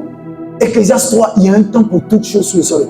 La Bible déclare que quand le Seigneur regarde le pécheur dans ce sens, il lui donne le temps pour se repentir. Parce qu'une fois que tu meurs dedans, c'est pas bon. Mon pasteur, j'ai vu des pasteurs, des prophètes, des apôtres, des docteurs en enfer. C'est terrible de voir ça. Je vous dis la vérité. Le Saint-Esprit est un. Demandez-lui de vous montrer. La vision, c'est terrible. Voyez des prédicateurs qui ont attiré des foules sur la terre et qui sont en enfer. Tout simplement parce qu'ils ont étouffé la parole de l'évangile pour seulement faire des profits. Ce soir, je priais encore et le Seigneur me disait qu'avant la fin de l'année, il faudrait que l'église, c'est venu qu'on rouvre et puis tout ça. Et j'ai commencé à voir le cœur qui bat. J'ai dit, Seigneur, trop d'églises qui s'ouvrent, c'est trop de problèmes. C'est trop de problèmes. Parce que je ne veux pas des membres en fait. Je veux des âmes, des personnes vraiment, des adorateurs en esprit et en vérité. Des personnes dont les vies sont transformées par l'écoute de la parole. Merci. Regardez ça. Ainsi, mes bien-aimés, comme vous avez toujours obéi, travaillez à votre salut. Avec quoi? Avec crainte et tremblement. Non seulement, il disait, comme en ma présence, mais bien plus encore maintenant que je suis absent. Parole de vieux Seigneur. Ça veut dire que tu as reçu Jésus-Christ. Personne ne te voit. Travaille ton salut. Travaille ta relation avec Dieu. Ta crainte de Dieu, il faut la travailler. Là où on ne te voit pas travailler. C'est pourquoi, amis très chers, obéissez à Dieu comme vous l'avez toujours fait. Obéissez-lui non seulement quand je suis là, mais encore plus maintenant que je suis absent. Avec un grand respect pour Dieu et en tremblant, travaillez pour être... Vous voyez qu'on n'est pas sauvé les mains dans les poches. On travaille pour être sauvé. Tout le message que les pasteurs racontent, non, crois au Seigneur Jésus, tu seras avec toi et ta famille. C'est un mensonge. Ça, c'est la lettre. Il faut aller dans la profondeur de la révélation. Après avoir cru, quels sont les actes qui accompagnent la foi? C'est pourquoi on te dit, montre-moi ta foi sans les œuvres, je te montrerai ma foi avec les œuvres. Donc, quand tu reçois le Seigneur, il y a des actes qui démontrent ton changement radical de vie. Il y a une chose que je vais dire. Tu ne peux pas accepter Jésus dans ta vie et avoir des païens comme amis. Parce qu'il n'y a aucune relation entre la lumière et la ténèbres. Tu peux les avoir pour connaissance, tu peux les avoir pour fréquentation momentanée. Mais toi, c'est-à-dire que chaque fin du mois, c'est vous qui avez un club où vous vous retrouvez et tu dis ce sont mes amis. Et ta vie chrétienne n'a pas été en mesure de les changer. Ce sont les oiseaux de même plumage qui volent ensemble. C'est que vous êtes pareils. Moi, j'appelle ça des frères et des sœurs chauves-souris. Tu as un frère chauve-souris. La chauve-souris, on ne sait pas dans quel côté. Donc, tu es avec les païens, tu es païen. Et tu dis, Jésus, j'arrive en Côte d'Ivoire. Cet évangile bête de Jésus qui sont en train de prêcher, Jésus est amour. Un Jésus amour qui tolère du n'importe quoi. Moi, je ne comprends pas. Attends, est-ce que les gens lisent la même Bible que nous lisons? Vous avez vu la rigueur et la discipline de vie des apôtres? Vous avez vu, vous avez vu la discipline quand tu as le Saint-Esprit, comment ça te conduit petit à petit à abandonner tes mauvaises habitudes, à te transformer tout seul. Il t'amène à un changement. Vous avez déjà vu quelqu'un qui a reçu Jésus étant prostitué dans la Bible et qui est demeuré prostitué? Et il est arrivé Jésus, bon ça c'est mon offrande d'hier, j'ai eu beaucoup de clients. Mais demain là, comme tu as le don de miracle, il faut prier, il va augmenter. Vous avez vu ça? Et les pasteurs voient la prolifération, excusez-moi, des prostituées dans l'église, comme des virus, des voleurs, des escrocs, des bandits de grand chemin, des coupeurs de routes sentimentaux, et ils ne disent rien. Des ivrognes ne disent rien. Ça, c'est l'évangile pur. Excuse-moi, actuellement, je ne suis pas ton ami, hein. Je suis l'homme de Dieu. Amen. Yes. Si tu es fâché, efface mon numéro de ton téléphone, je m'en fous. Ça m'amènera aussi. De toutes les façons, ton amitié ne me rapporte rien. Ton offrande n'est même pas suffisante. Donc, on ne peut pas voir ces genres de choses et continuer à se taire pendant que les âmes vont en enfer. Vous comprenez ça? Il faut que ça change, mon pasteur. Amen. C'est tout ça, ça concerne le réveil spirituel. Je n'ai pas fini. Vous verrez au courant de la semaine. Comment est-ce qu'on peut être chrétien? Ah, attends, quand on dit chrétien ou on dit disciple de Jésus, c'est que ta vie a totalement changé. Amen. L'apôtre Paul, on voit, lui qui persécutait l'église ne persécutait plus. Marie de Magdala, dans laquelle il avait chassé 7 démons, elle n'avait plus les démons avec elle. Vrai ou faux? Il a dit à Pierre, viens, laisse ça, je te ferai pécheur d'or. On a vu, il a insisté avec lui, il dit, et quand toi tu seras converti, affermi tes frères. Ça veut dire que accepter Jésus ne suffit pas, encore faut-il être converti. Et nous sommes nombreux à l'église qui ne sont pas convertis, mon Dieu. Il faut que ça s'arrête, cet évangile qui prétend avoir un Jésus gentil, qui supporte tout, qui tolère tout, où on a des programmes à l'église et on vient déplacer l'autel. Et ça devient une piste de danse. Hey! Regardez comment on ne peut pas parler de sacerdoce sans parler de sacré. Toi, tu as vu le féticheur là, jouer avec l'endroit où il fait les sacrifices. Tu as déjà vu un féticheur faire ça. Pourquoi est-ce qu'à l'église, l'église est transformée excusez-moi l'expression, en un lieu de bordel? La Bible parle d'Apocalypse, de tous les vins d'impudicité, n'est-ce pas? De la bête et puis... Ce qu'on ne voit pas dans le monde, c'est ça qu'on voit à l'église. Et les prédicateurs se taisent. Non, si je parle, ils vont vider l'église. Mais les gars, barrez-vous. Dieu soit loué de toutes les façons. Écoutez, au ciel, là, il n'y a pas beaucoup de place. Il n'y a pas beaucoup de place. Les places là sont sélectionnées. Donc, il faut faire violence ce soir pour aller. Parce qu'une fois que tu fermes les yeux, t'es mort. Hein? On t'a aimé, on va juste aller t'enterrer. Mais après ça, c'est fini, il n'y a plus de repentance. Donc, il n'y a pas un autre jour pour changer de manière de vivre. C'est pourquoi si tu connais ton péché mignon, gère ça toi-même. N'attends pas que ça sorte par révélation. Je te dis la vérité. Romains donc chapitre 12, verset 11 à 12, il va dire ceci. Il faut que je commence à atterrir. Romains chapitre 12, tu es béni? Amen. D'accord. Bon message. Romains chapitre 12, le verset 11, en ce qui concerne donc le réveil spirituel, et vous me préparez Apocalypse chapitre 3, le verset 16, il dit donc, ayez du zèle et non de la paresse, soyez fervents d'esprit, servez le Seigneur. Aie du zèle quand tu jeûnes, aie du zèle quand tu prêches, aie du zèle quand tu vas venir à l'église, aie du zèle quand tu... Le zèle, c'est la détermination. Donne-moi une autre version. Vous voyez, il y a des gens qui disent, oh non, j'ai une de mes filles, que Dieu la bénisse, elle n'est pas là ce soir. Elle est venue me trouver, papa. Oui, j'ai un problème. Je dis, tiens, quel problème? Depuis 2 jours, je dors là. Il y a Elle dit quoi? Elle m'a dit quoi là? Oui, qu'elle voit les têtes de mort et les squelettes qui la poursuivent. Je dis plus les serpents. Elle dit, c'est ça même. J'ai dit, toi-même, tu es parti chercher quoi là-bas? Elle me dit, non, il faut les chasser. Je dis, je vais les chasser comment? Parce que toi-même, là, tu as pris quelque chose qui leur appartient. Ils sont venus réclamer. Elle dit, papa, aide-moi. C'est quoi la chose? J'ai dit, le problème, c'est que tu ne pries plus. Tu as baissé donc dans ta vie de prière. Ça a ouvert une porte. Attendez, écoutez-moi les amis, on va faire simple. Si vous n'êtes pas prêt à accepter Jésus, retournez dans le monde. Je reprends. Si vous n'êtes pas prêt véritablement à marcher avec Jésus-Christ, s'il vous plaît, arrêtez de venir à l'église. Lisez plus la Bible. Retournez dans le monde. Parce qu'un pied dedans, un pied dehors, là, les amis, ça ne marche pas. C'est toujours dehors. Donc, quand il dit que celui qui veut me suivre, qu'il se charge de sa croix. Donc, quand tu acceptes de suivre Jésus, tu ne peux pas le suivre à moitié. Non, du tout. Suis-le totalement. Mais tu veux suivre Jésus, c'est toi qui veux garder les mêmes habitudes et puis dire que Jésus comprend. Le jour, il va te gifler.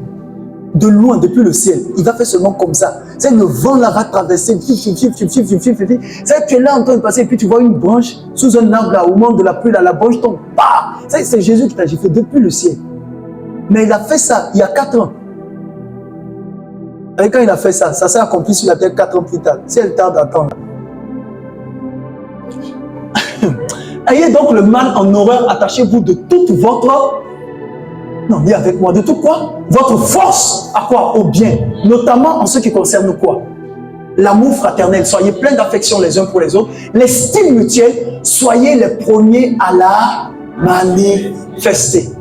12. Et dit, l'ardeur. Ne soyez pas nonchalants. Vous comprenez ça? C'est pourquoi quand on est à l'église, on dit Amen. Amen. 2 jours là, je suis avec les traites de l'Alliance. Quand tu crois en ton Dieu, il y a des gens qui sont venus me voir après le programme la dernière fois pour dire, prophète, ton affaire de traite là, il faut enlever. Je dis, j'enlève pas. J'enlève pas. Si tu te sens concerné, c'est que tu es un traître.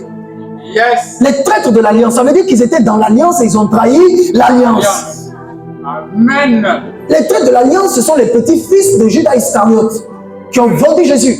J'aime bien Daniel 11, 32. L'esprit, soyez comment? Bouillant. Est-ce que c'est moi qui le dis? Donc pourquoi vous m'accusez quand je suis zélé et que je dis à la batterie de donner un coup?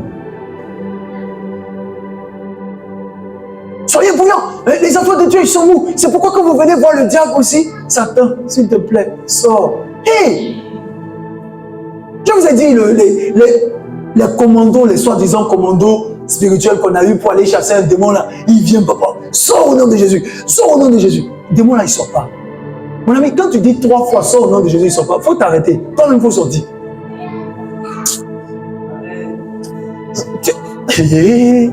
Mon pasteur, une fois, sors au nom de Jésus. Il ne sort pas. Toi-même, tu regardes, démon têtu là.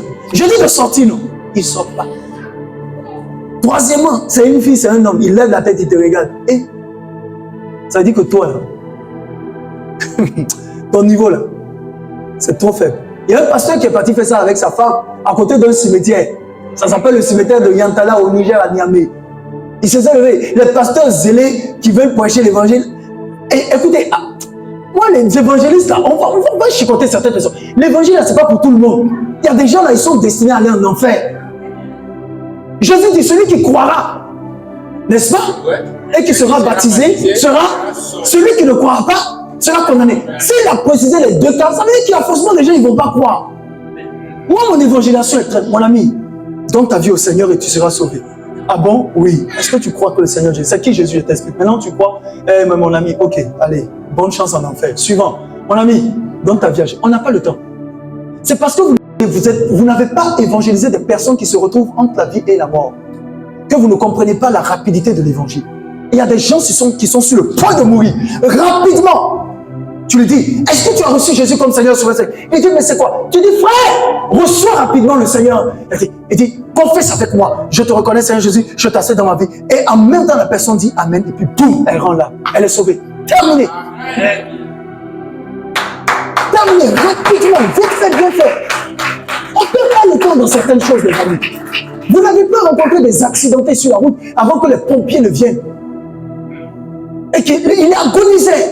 Et le monsieur, un pasteur, il est descendu, le Saint-Esprit lui dit, vite, descends de ta voiture. Lui, il pensait que c'était pour prier, pour que le gars soit guéri. Et quand il arrive, le Saint-Esprit lui dit, allez, l'appel au salut. Il dit, monsieur, est-ce que vous avez accepté Jésus dans votre vie? Il dit, non, je n'ai pas accepté Jésus. Ma femme me parle souvent de Jésus, mais je ne comprends pas. Il dit, ok, écoutez très bien. Il est important que vous donnez votre vie au Seigneur. Il dit, mais comment est-ce que je peux faire pour donner ma vie? Et si je donne ma vie au Seigneur, ma femme va me créer des problèmes. Parce qu'avant, elle croyait en Jésus, mais elle a abandonné Jésus. Le pasteur nous dit, écoutez monsieur, les pompiers sont en train d'arriver, il faudrait donner votre vie à Jésus. Acceptez Jésus et vous serez sauvés. Et puis il dit, comment je dois faire pour accepter Jésus? Et puis il lui fait la prière du pécheur qui se répand. Et le gars confesse, si tu confesses de la bouche, Romains 19 ou 9, 10, c'est celui qui croit du cœur et confesse de la bouche, il sera sauvé. Et puis il finit par dire, et j'accepte le Seigneur. Et dès qu'il dit qu'il accepte le Seigneur, en même temps, il prend la main de la personne, il dit, Seigneur Jésus, je te remercie pour sa vie, parce qu'il t'a accepté maintenant. La Bible déclare par ta parole qu'il est sauvé. Alors je te déclare sauvé au nom de Jésus. Et il dit Amen. Et le monsieur dit Amen. Et le monsieur lui dit, mais c'est pas vrai. Il y a quelque chose je sens quelque chose en moi. J'ai une paix. C'est pas vrai. Je viens de sentir une transformation. Et le pasteur se rend compte que l'âme de la personne est sauvée. À l'instant T, les pompiers sont arrivés. Ils ont poussé, monsieur, quittez. Dès qu'ils ont dit quitter, le cœur de monsieur a arrêté de battre. Ils ont tout fait pour le réanimer. Ils n'ont pas pu. Ils ont tout fait pour le réanimer. Ils n'ont pas pu. Ils ont tout fait pour le réanimer. Le gars était mort. Et le pasteur était content. Amen. Vous savez, lui, c'est à cet instant précis qu'il a reçu le Seigneur. Qu'en est-il de ceux-là qui l'ont reçu depuis et qui vont à l'église? Lui, il n'a pas eu le temps d'aller à l'église. Il n'a pas eu le temps de faire offre. Il n'a pas eu le temps d'écouter réveil spirituel. Ça y est? Bon, regarde. Sa femme était à proximité. Elle a vu la scène. Immédiatement, elle a appelé la police et elle a porté plainte contre le pasteur. Vous voyez comment Satan est mauvais? Merci mon pasteur. Vous voyez comment Satan est mauvais? Vous savez ce qui s'est passé? Elle porte plainte et elle dit quoi? Elle accuse le pasteur d'avoir tué son mari. Parce que s'il était resté silencieux et qu'il n'avait pas parlé, il serait encore vivant. Regardez des imaginations diaboliques comme ça. Et ils ont intenté un procès au pasteur. Ça a tiré, ça a tranché, ça a raconté des trucs. On est sorti. Finalement, on avait, ce sont les médecins avec les pompiers là, qui ont dit que, vu, le verdict était définitif. Parce que les avocats vous savez, il y a des avocats du diable. C'est-à-dire, ils vont transformer le mensonge en une vérité, vraiment. En fait, pas en vérité, mais ils vont faire passer le mensonge pour une vérité, au point où vraiment, si tu n'as pas le discernement, tu lâches prise. Et ils ont fait tout ce mensonge-là. Après, avec la question de l'autopsie, les résultats de l'autopsie, on s'est rendu compte qu'en fait, il n'avait aucune chance de vivre. Non, il n'y avait rien à faire. Il ne pouvait pas vivre. Et Dieu étant tellement merveilleux et miraculeux, a démontré par la médecine que la conversation même avec le monsieur lui a prolongé la vie et non pas accéléré la mort. Amen. Lorsque Dieu veut confondre la sagesse et l'intellect humain, il sait comment s'y prendre. Et cette dame a voulu lutter contre le Seigneur. Elle a combattu le Seigneur. Vous savez, elle a combattu cet homme de Dieu. Mais heureusement pour elle, que vers la fin, elle a eu la grâce de se repentir. Le révérend William Marion Branham prêchait un jour, dans le contexte du réveil spirituel, et il appelait les âmes au salut. Et il y a une dame qui écoutait pendant l'évangélisation. Et la dame a dit, je ne souhaite même pas que ma vache croie à ton évangile. Il y a certains blancs là qui sont impolis. Elle dit, même ma vache, je ne souhaiterais que ma vache même accepte ton évangile. Il a regardé la dame et la dame s'est mise à l'insulter. Pourquoi je donne ce témoignage du révérend William Branham dans le contexte du réveil spirituel? Le Seigneur m'a demandé de rentrer dans la phase d'évangélisation. Et je serai très dur par rapport aux âmes. Vous savez, si vous avez conscience du nombre de personnes qui meurent chaque jour, vous n'aurez pas le temps de haïr quelqu'un. Et si vous saviez combien de fois votre chrono de vie est en train de diminuer, alors demain on va se réveiller, mais ça fait un jour de moins sur notre existence. Vrai ou faux? Et le Seigneur me montrait, et le Seigneur m'a montré, évangéliste et missionnaire, non c'est bon, c'est reste assis. Le Seigneur m'a montré les gens qui étaient en train de mourir parce qu'ils ont mal parlé de l'évangile que je prêche. J'ai eu pitié d'eux. Et ça c'est pas aujourd'hui, hein, en 2027 précisément. Il y a des choses qu'il ne faut pas dire. Quand cette dame a fini de dire ça sur la prédication de l'évangélisation de l'homme de Dieu, à partir de cet instant, qu'est-ce qui s'est passé? L'homme de Dieu l'a regardé et elle est venue.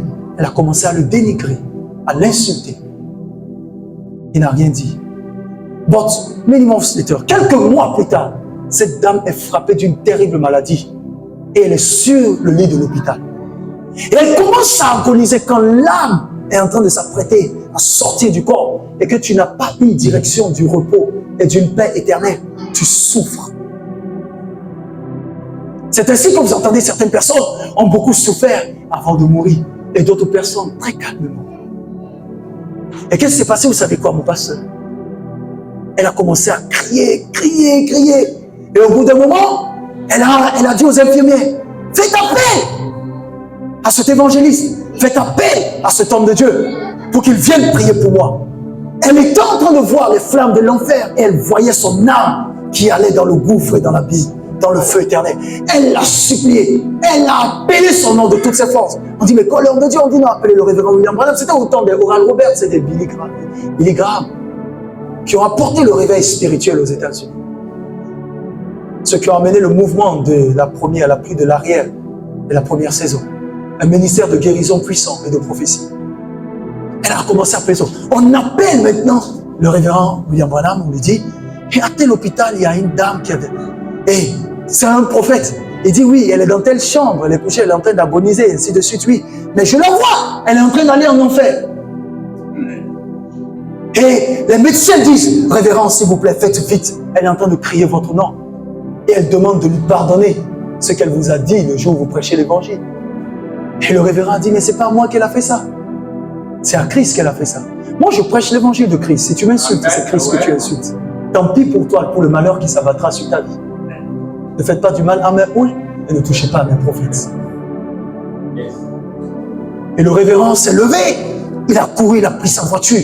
Il a couru, il est venu de vive allure à l'hôpital. Il a pris les escaliers.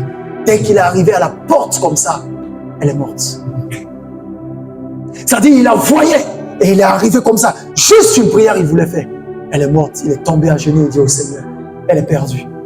Mais vous savez, sa mort était tellement atroce que ses yeux sont sortis de leur orbite.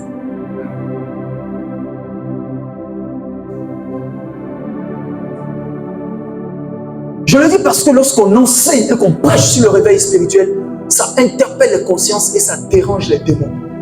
Et donc, comme ça dérange les démons, les gens, au lieu d'aller dans la voie de la repentance, vont dans la voie de la condamnation et des imprécations et des injures. Je le dis pour que vos cœurs puissent tendre mieux à la conversion, à la repentance, au jugement et aux critiques. Je suis concerné. Le réveil spirituel, Apocalypse 3,16, est quelque chose qui n'a pas toujours plu aux gens. À chaque fois que vous serez en train, regardez comment c'est facile. Je regardais le Seigneur me montrer une vision. Une dame dans cette communauté, elle invite son mari. Et cette dame vient avec son mari. Et pendant que je suis en train de prêcher à l'hôtel, je vois ça dans la vision ce soir, le mari se lève, il commence à dire à sa femme, tu es sortant, le culte est en train de durer. Et j'entends ça dans le règne de l'esprit, et je l'indexe, je dis, pourquoi est-ce que tu dis que le culte dure? Et puis dans son arrogance, il dit, oui, le culte dure parce que le culte doit durer. J'ai dit, tu parles ici une seconde fois, tu meurs le mois prochain. Il arrivera des moments où je ne tolérerai pas les bêtises des gens. Et là, maintenant, je le regarde. Je dis, puisque tu me provoques, je viens maintenant et je déballe toute sa vie devant sa femme. De toute façon, il sort des hôtels à 3h du matin. Maintenant, il me regarde. Il veut sortir. Je dis, bloquez la porte. Dans la vision, il y avait la porte, pas le rideau. On verrouille la porte, on me donne la clé. Je dis, je vais te démontrer que tu es un fils du diable. Alors, je lui dis, comment est-ce que tu sors des boîtes de nuit à 5h du matin et tu ne trouves pas que ça a duré? Pour un culte, tu trouves que c'est long. C'est pourquoi j'ai dit, les modérateurs, quand les gens viennent, en tout cas avec moi, quand tu viens ici, oublie que tu es marié.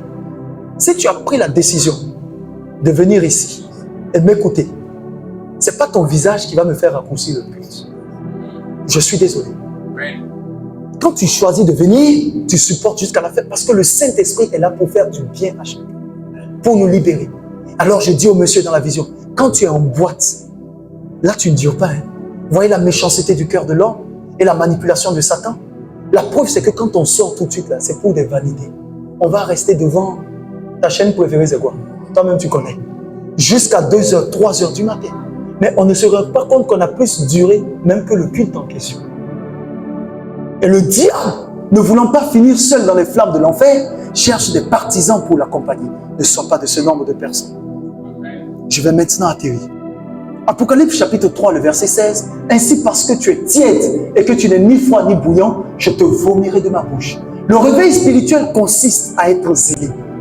Consiste à sortir du sommeil profond dans lequel tu étais pour maintenant revêtir la nature divine. Réveille-toi. Vous savez, Éphésiens 5, 16 ou 14, réveille-toi, réveille-toi, toi qui dors, réveille-toi de ton sommeil et Christ. Beaucoup sont là, vous êtes là, mais les dons spirituels sont éteints. Vous êtes là, vous priez pour le mariage. Il y a des personnes dont le Seigneur m'a cité le nom ce soir. Et puis il m'a dit, je peux bien t'appeler, mais je vais me taire. Il m'a dit, dis à la personne que je suis sur le point d'annuler son mariage. Parce que lui-même, il n'a pas envie, ou elle-même, il s'agit d'une femme, elle-même, elle n'a pas envie de se marier. Il y a deux personnes ici, vous êtes dans la salle. Et j'ai dit au Seigneur, pourquoi? Le Seigneur me dit, parce que dans leur priorité, c'est-à-dire sur une liste de 1 à 10, le mari vient en 10e position.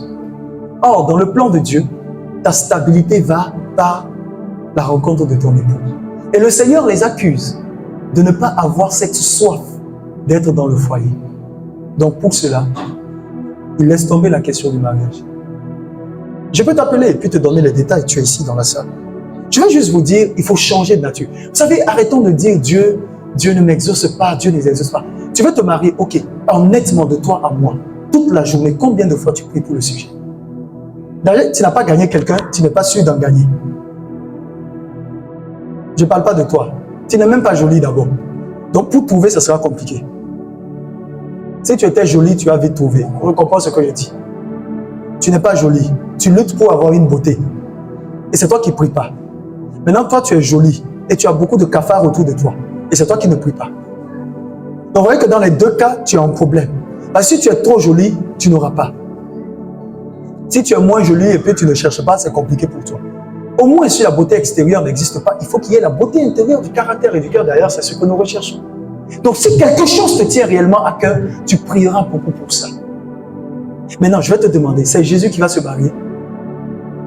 Tu attends que moi je prophétise sur ton mariage. Je dis rien.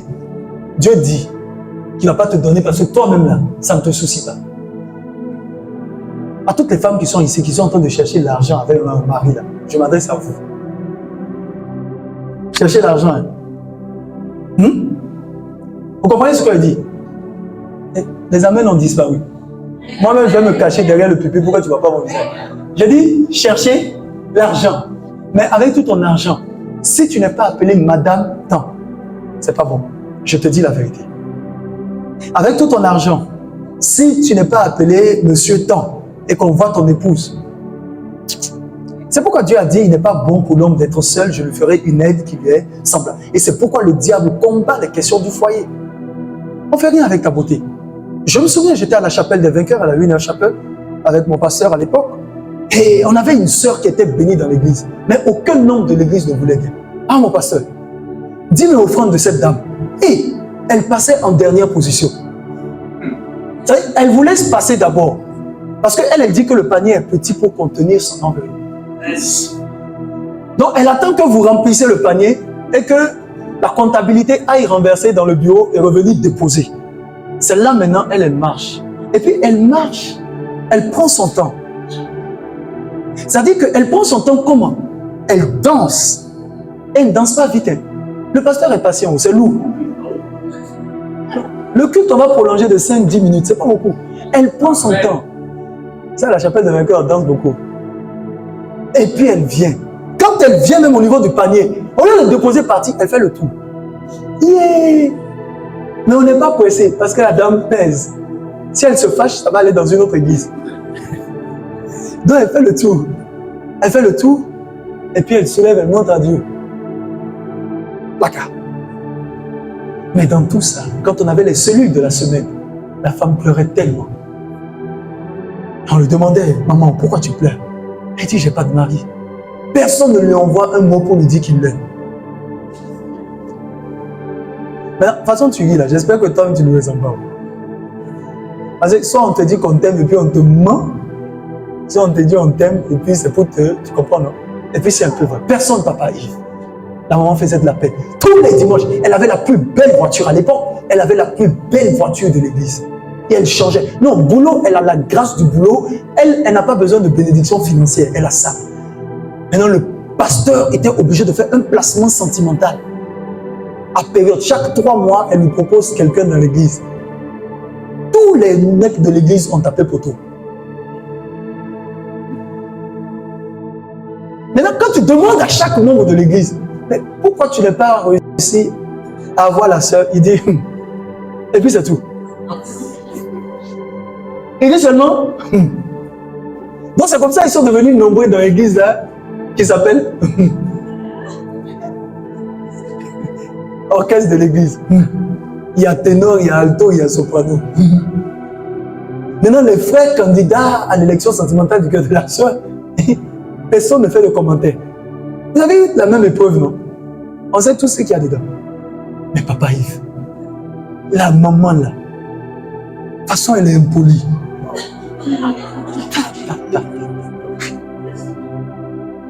C'est-à-dire, quand tu la vois à l'église, est-ce que toi tu pries? Toi tu pries pas? Nous on est trop pécheurs. Oui, offrande impeccable à l'église. Mais le frère a dit seulement une fois, bon, je vais venir passer chez toi pour te connaître, il est venu. Et il parle mal. Même l'eau, il ne lui a pas donné. Ah, elle dit, tu ne m'as même pas de l'eau. Et mon ami, moi, je ne suis pas là pour être ton serviteur. Tu veux de l'eau, voici mon frigo, tu tournes à droite, là, tu vois le frigo. Elle est assise, elle a la télécommande. Le frère n'a plus bu l'eau, il est sorti. Mais quelque chose qui commence comme ça. Où est l'amour dans ça? Et dimanche qui a suivi, pasteur, je ne comprends pas, ton enfant là, il n'est pas sérieux. Il est venu chez moi. Il m'avait dit qu'il était intéressé. Mais il est parti sans rien dire. Ah, le pasteur aussi ne comprend rien. Donc quand il interroge aussi ses fils, personne ne veut parler. Personne ne veut parler. Et la sœur était toujours là. À l'église, elle était là. Donc il y a un jeune là, qui était moins âgé qu'elle. Et puis lui, il est arrivé dans l'église, lui, il chômait. Et puis là, lui, il est venu, il dit, pasteur, moi, il cherche les femmes qui travaillent ici, qui ont l'argent pour me booster.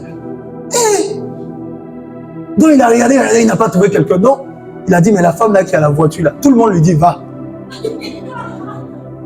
Personne ne lui a dit non. En fait, lui, il cherche l'argent. En fait, il cherche une femme qui va l'aider à sortir de sa pauvreté et il va rembourser. Donc, c'est chérie, je t'aime, prête-moi. Après, je te rembourse. Et il est tombé là, au moment, c'est comment. Lui, il était sans façon, histoire de cet esprit-là.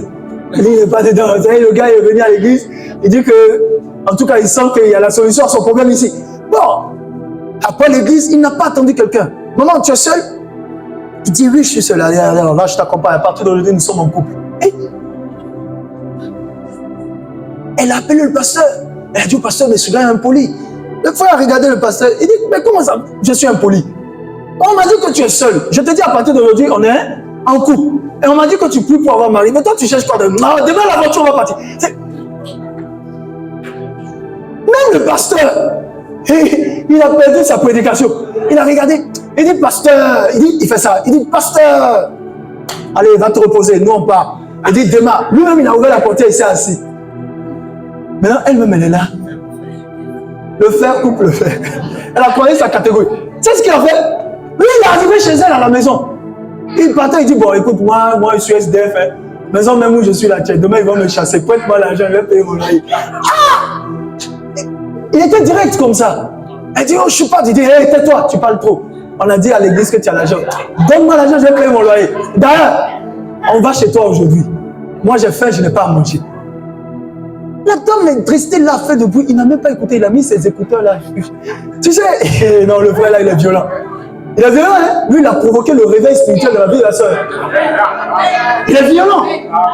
Elle ne comprenait pas. Elle est arrivée à la maison. Pipi. Il dit, tu as gardien même, hein?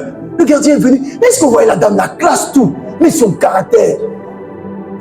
Dès qu'ils sont arrivés, il dit, dès qu'il rentre dans son salon, il dit, la cuisine est où? Tu vois la différence? Les autres venaient s'asseoir pour demander de l'eau. Lui, il a demandé la cuisine. Elle a regardé comme ça, il dit, c'est bon, moi-même, je vais chercher cuisine. C'est ici la cuisine.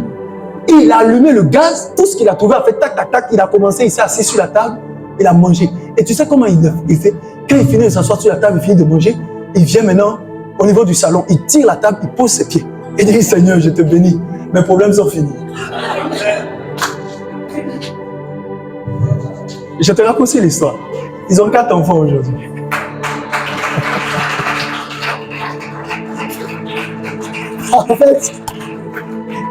En fait, j'aime trop ce frère-là. Vous savez, pour la petite anecdote, c'était un Congolais.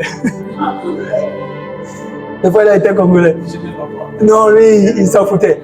Mais en fait, ce qui s'est passé, il a dit que quand il était venu une première fois. Et il s'est rendu compte que tout le monde avait tapé poteau. Donc lui, il est parti chercher comment les gars ont tapé poteau. Donc il est venu faire totalement le contraire. Donc il a compris que celle-là, quand tu l'approches gentiment, son démon se réveille. Mais quand tu l'agresses, vous savez, il y a des femmes comme ça qui ont besoin d'hommes qui les dominent. Ce n'est pas de l'orgueil, mais elles ont été conçues comme ça. Et c'est la vision et la révélation, plus la provision, que les autres n'ont pas eu. Donc lui, quand il est venu, il n'est pas passé par 4 chemins, il a brûlé tout des dents. Alors ça, dès qu'il est venu le dimanche après, le même jour, il a dormi l'argent. Là-bas, il s'est fait sa chambre. Et puis, il lui a dit que ça, la deuxième pièce là, qu'elle vit seule, elle n'a pas d'enfant. Que ça, c'est du gaspillage, les pièces là. Donc, à partir d'aujourd'hui, ça, c'est sa chambre à lui. Donc, avant que le propriétaire ne vienne le chasser, lui-même, il déménage dès demain. Et puis, il dit que c'est pas à discuter. Et puis, la sœur, à un moment, voulait parler. Il dit, hey, tu as dit à Dieu de te donner un mari et Dieu m'a envoyé. Tu te soumets à la volonté de Dieu. C'est tout. Il a pris les clés, il a enlevé les doubles lui-même. Et puis c'est fini. Ah, c'est un homme. Hein? Il a emprunté 8 millions à la dame en une semaine. Il a monté son business. Il a relancé ses arnaques parce que c'était un ancien voleur. Il a ses business. Il a tapé les gars qui doivent taper. Il est revenu avec 30 millions. Il a remboursé les 8 millions. Il a gardé ses 22 millions. Il a financé les projets dans l'église. Il a financé son mariage en 6 mois. Il était calé. C'est fini. 7e mois, elle est enceinte. Regarde la vie continue.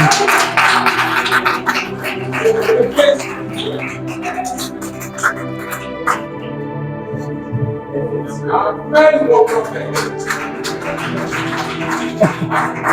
Et que Dieu te fasse du bien. Au nom de Jésus-Christ de Nazareth. Et qu'il t'accorde de comprendre les sens et les valeurs spirituelles. Je m'arrête là pour ce soir. Je vais te dire maintenant en conclusion. J'ai parlé des avantages territoriaux. C'est ça, tu as compris? Les avantages territoriaux, c'est quoi?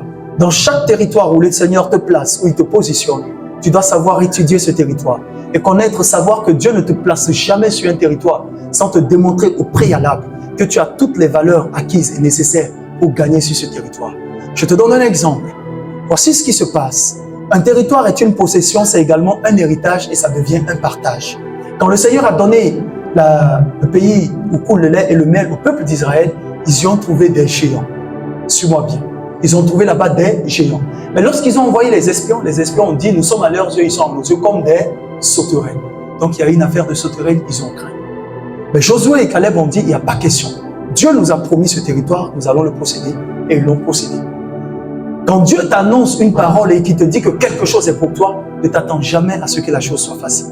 En fait, ce n'est pas parce que c'est difficile, mais c'est parce que la clé qui donne accès, suis-moi très bien, la clé qui te donne accès à ce territoire se trouve avec toi, en toi, par tes valeurs et tes caractères. Tu les mets à profit et la terre te donne tous les avantages qui l'accompagnent. Mais si tu ne comprends pas ça avec sagesse, tu peux être sur ta terre de bénédiction et passer à côté de tes grâces en te plaignant matin, midi, soir que Dieu ne t'a pas donné, que Dieu ne t'a pas donné. Est-ce que vous comprenez ce que je suis en train de dire? Les avantages territoriaux, c'est quoi? Je vais continuer encore demain. C'est de te permettre, maintenant, demain, je te dirai quels sont les différents avantages qui accompagnent chacun des territoires que tu as. C'est vrai que j'avais prévu prophétiser ce soir, mais je ne pense pas le faire, afin que tu puisses savoir le bénéfice qui t'attend si tu ne te réveilles pas vite, que tu risques de perdre, et si tu te réveilles vite, que tu risques de gagner. Vous comprenez ce que je dis? Quand je parle du réveil spirituel et des avantages territoriaux, c'est que tu dois te réveiller dans le domaine spirituel pour posséder sur ton territoire tout ce que Dieu a mis en ta faveur et en ta disposition. C'est de là que je vous ai dit que l'ange de la prospérité sera activé en notre faveur. Or, l'ange de la prospérité obéit à la voix de Dieu. Et s'il obéit à la voix de Dieu, il obéit à la place d'un territoire. Ça veut dire qu'il ne te trouve que là où Dieu a voulu que tu sois. Hormis cet endroit, il ne viendra jamais. Exactement comme les corbeaux sont venus donner la viande et le pain à Élie en un territoire précis. En attendant demain, tu demanderas au Seigneur de te révéler quels sont les avantages qui sont rattachés au territoire qu'il t'a donné. Et quel est ce territoire? Et s'il lui plaît, par l'Esprit de Dieu, je te donnerai par voie de prophétie tout ce qui concerne cela. C'est bon? Que Dieu bénisse ton âme. D'accord? Et qu'il te fasse du bien encore. Au nom de Jésus-Christ de Nazareth.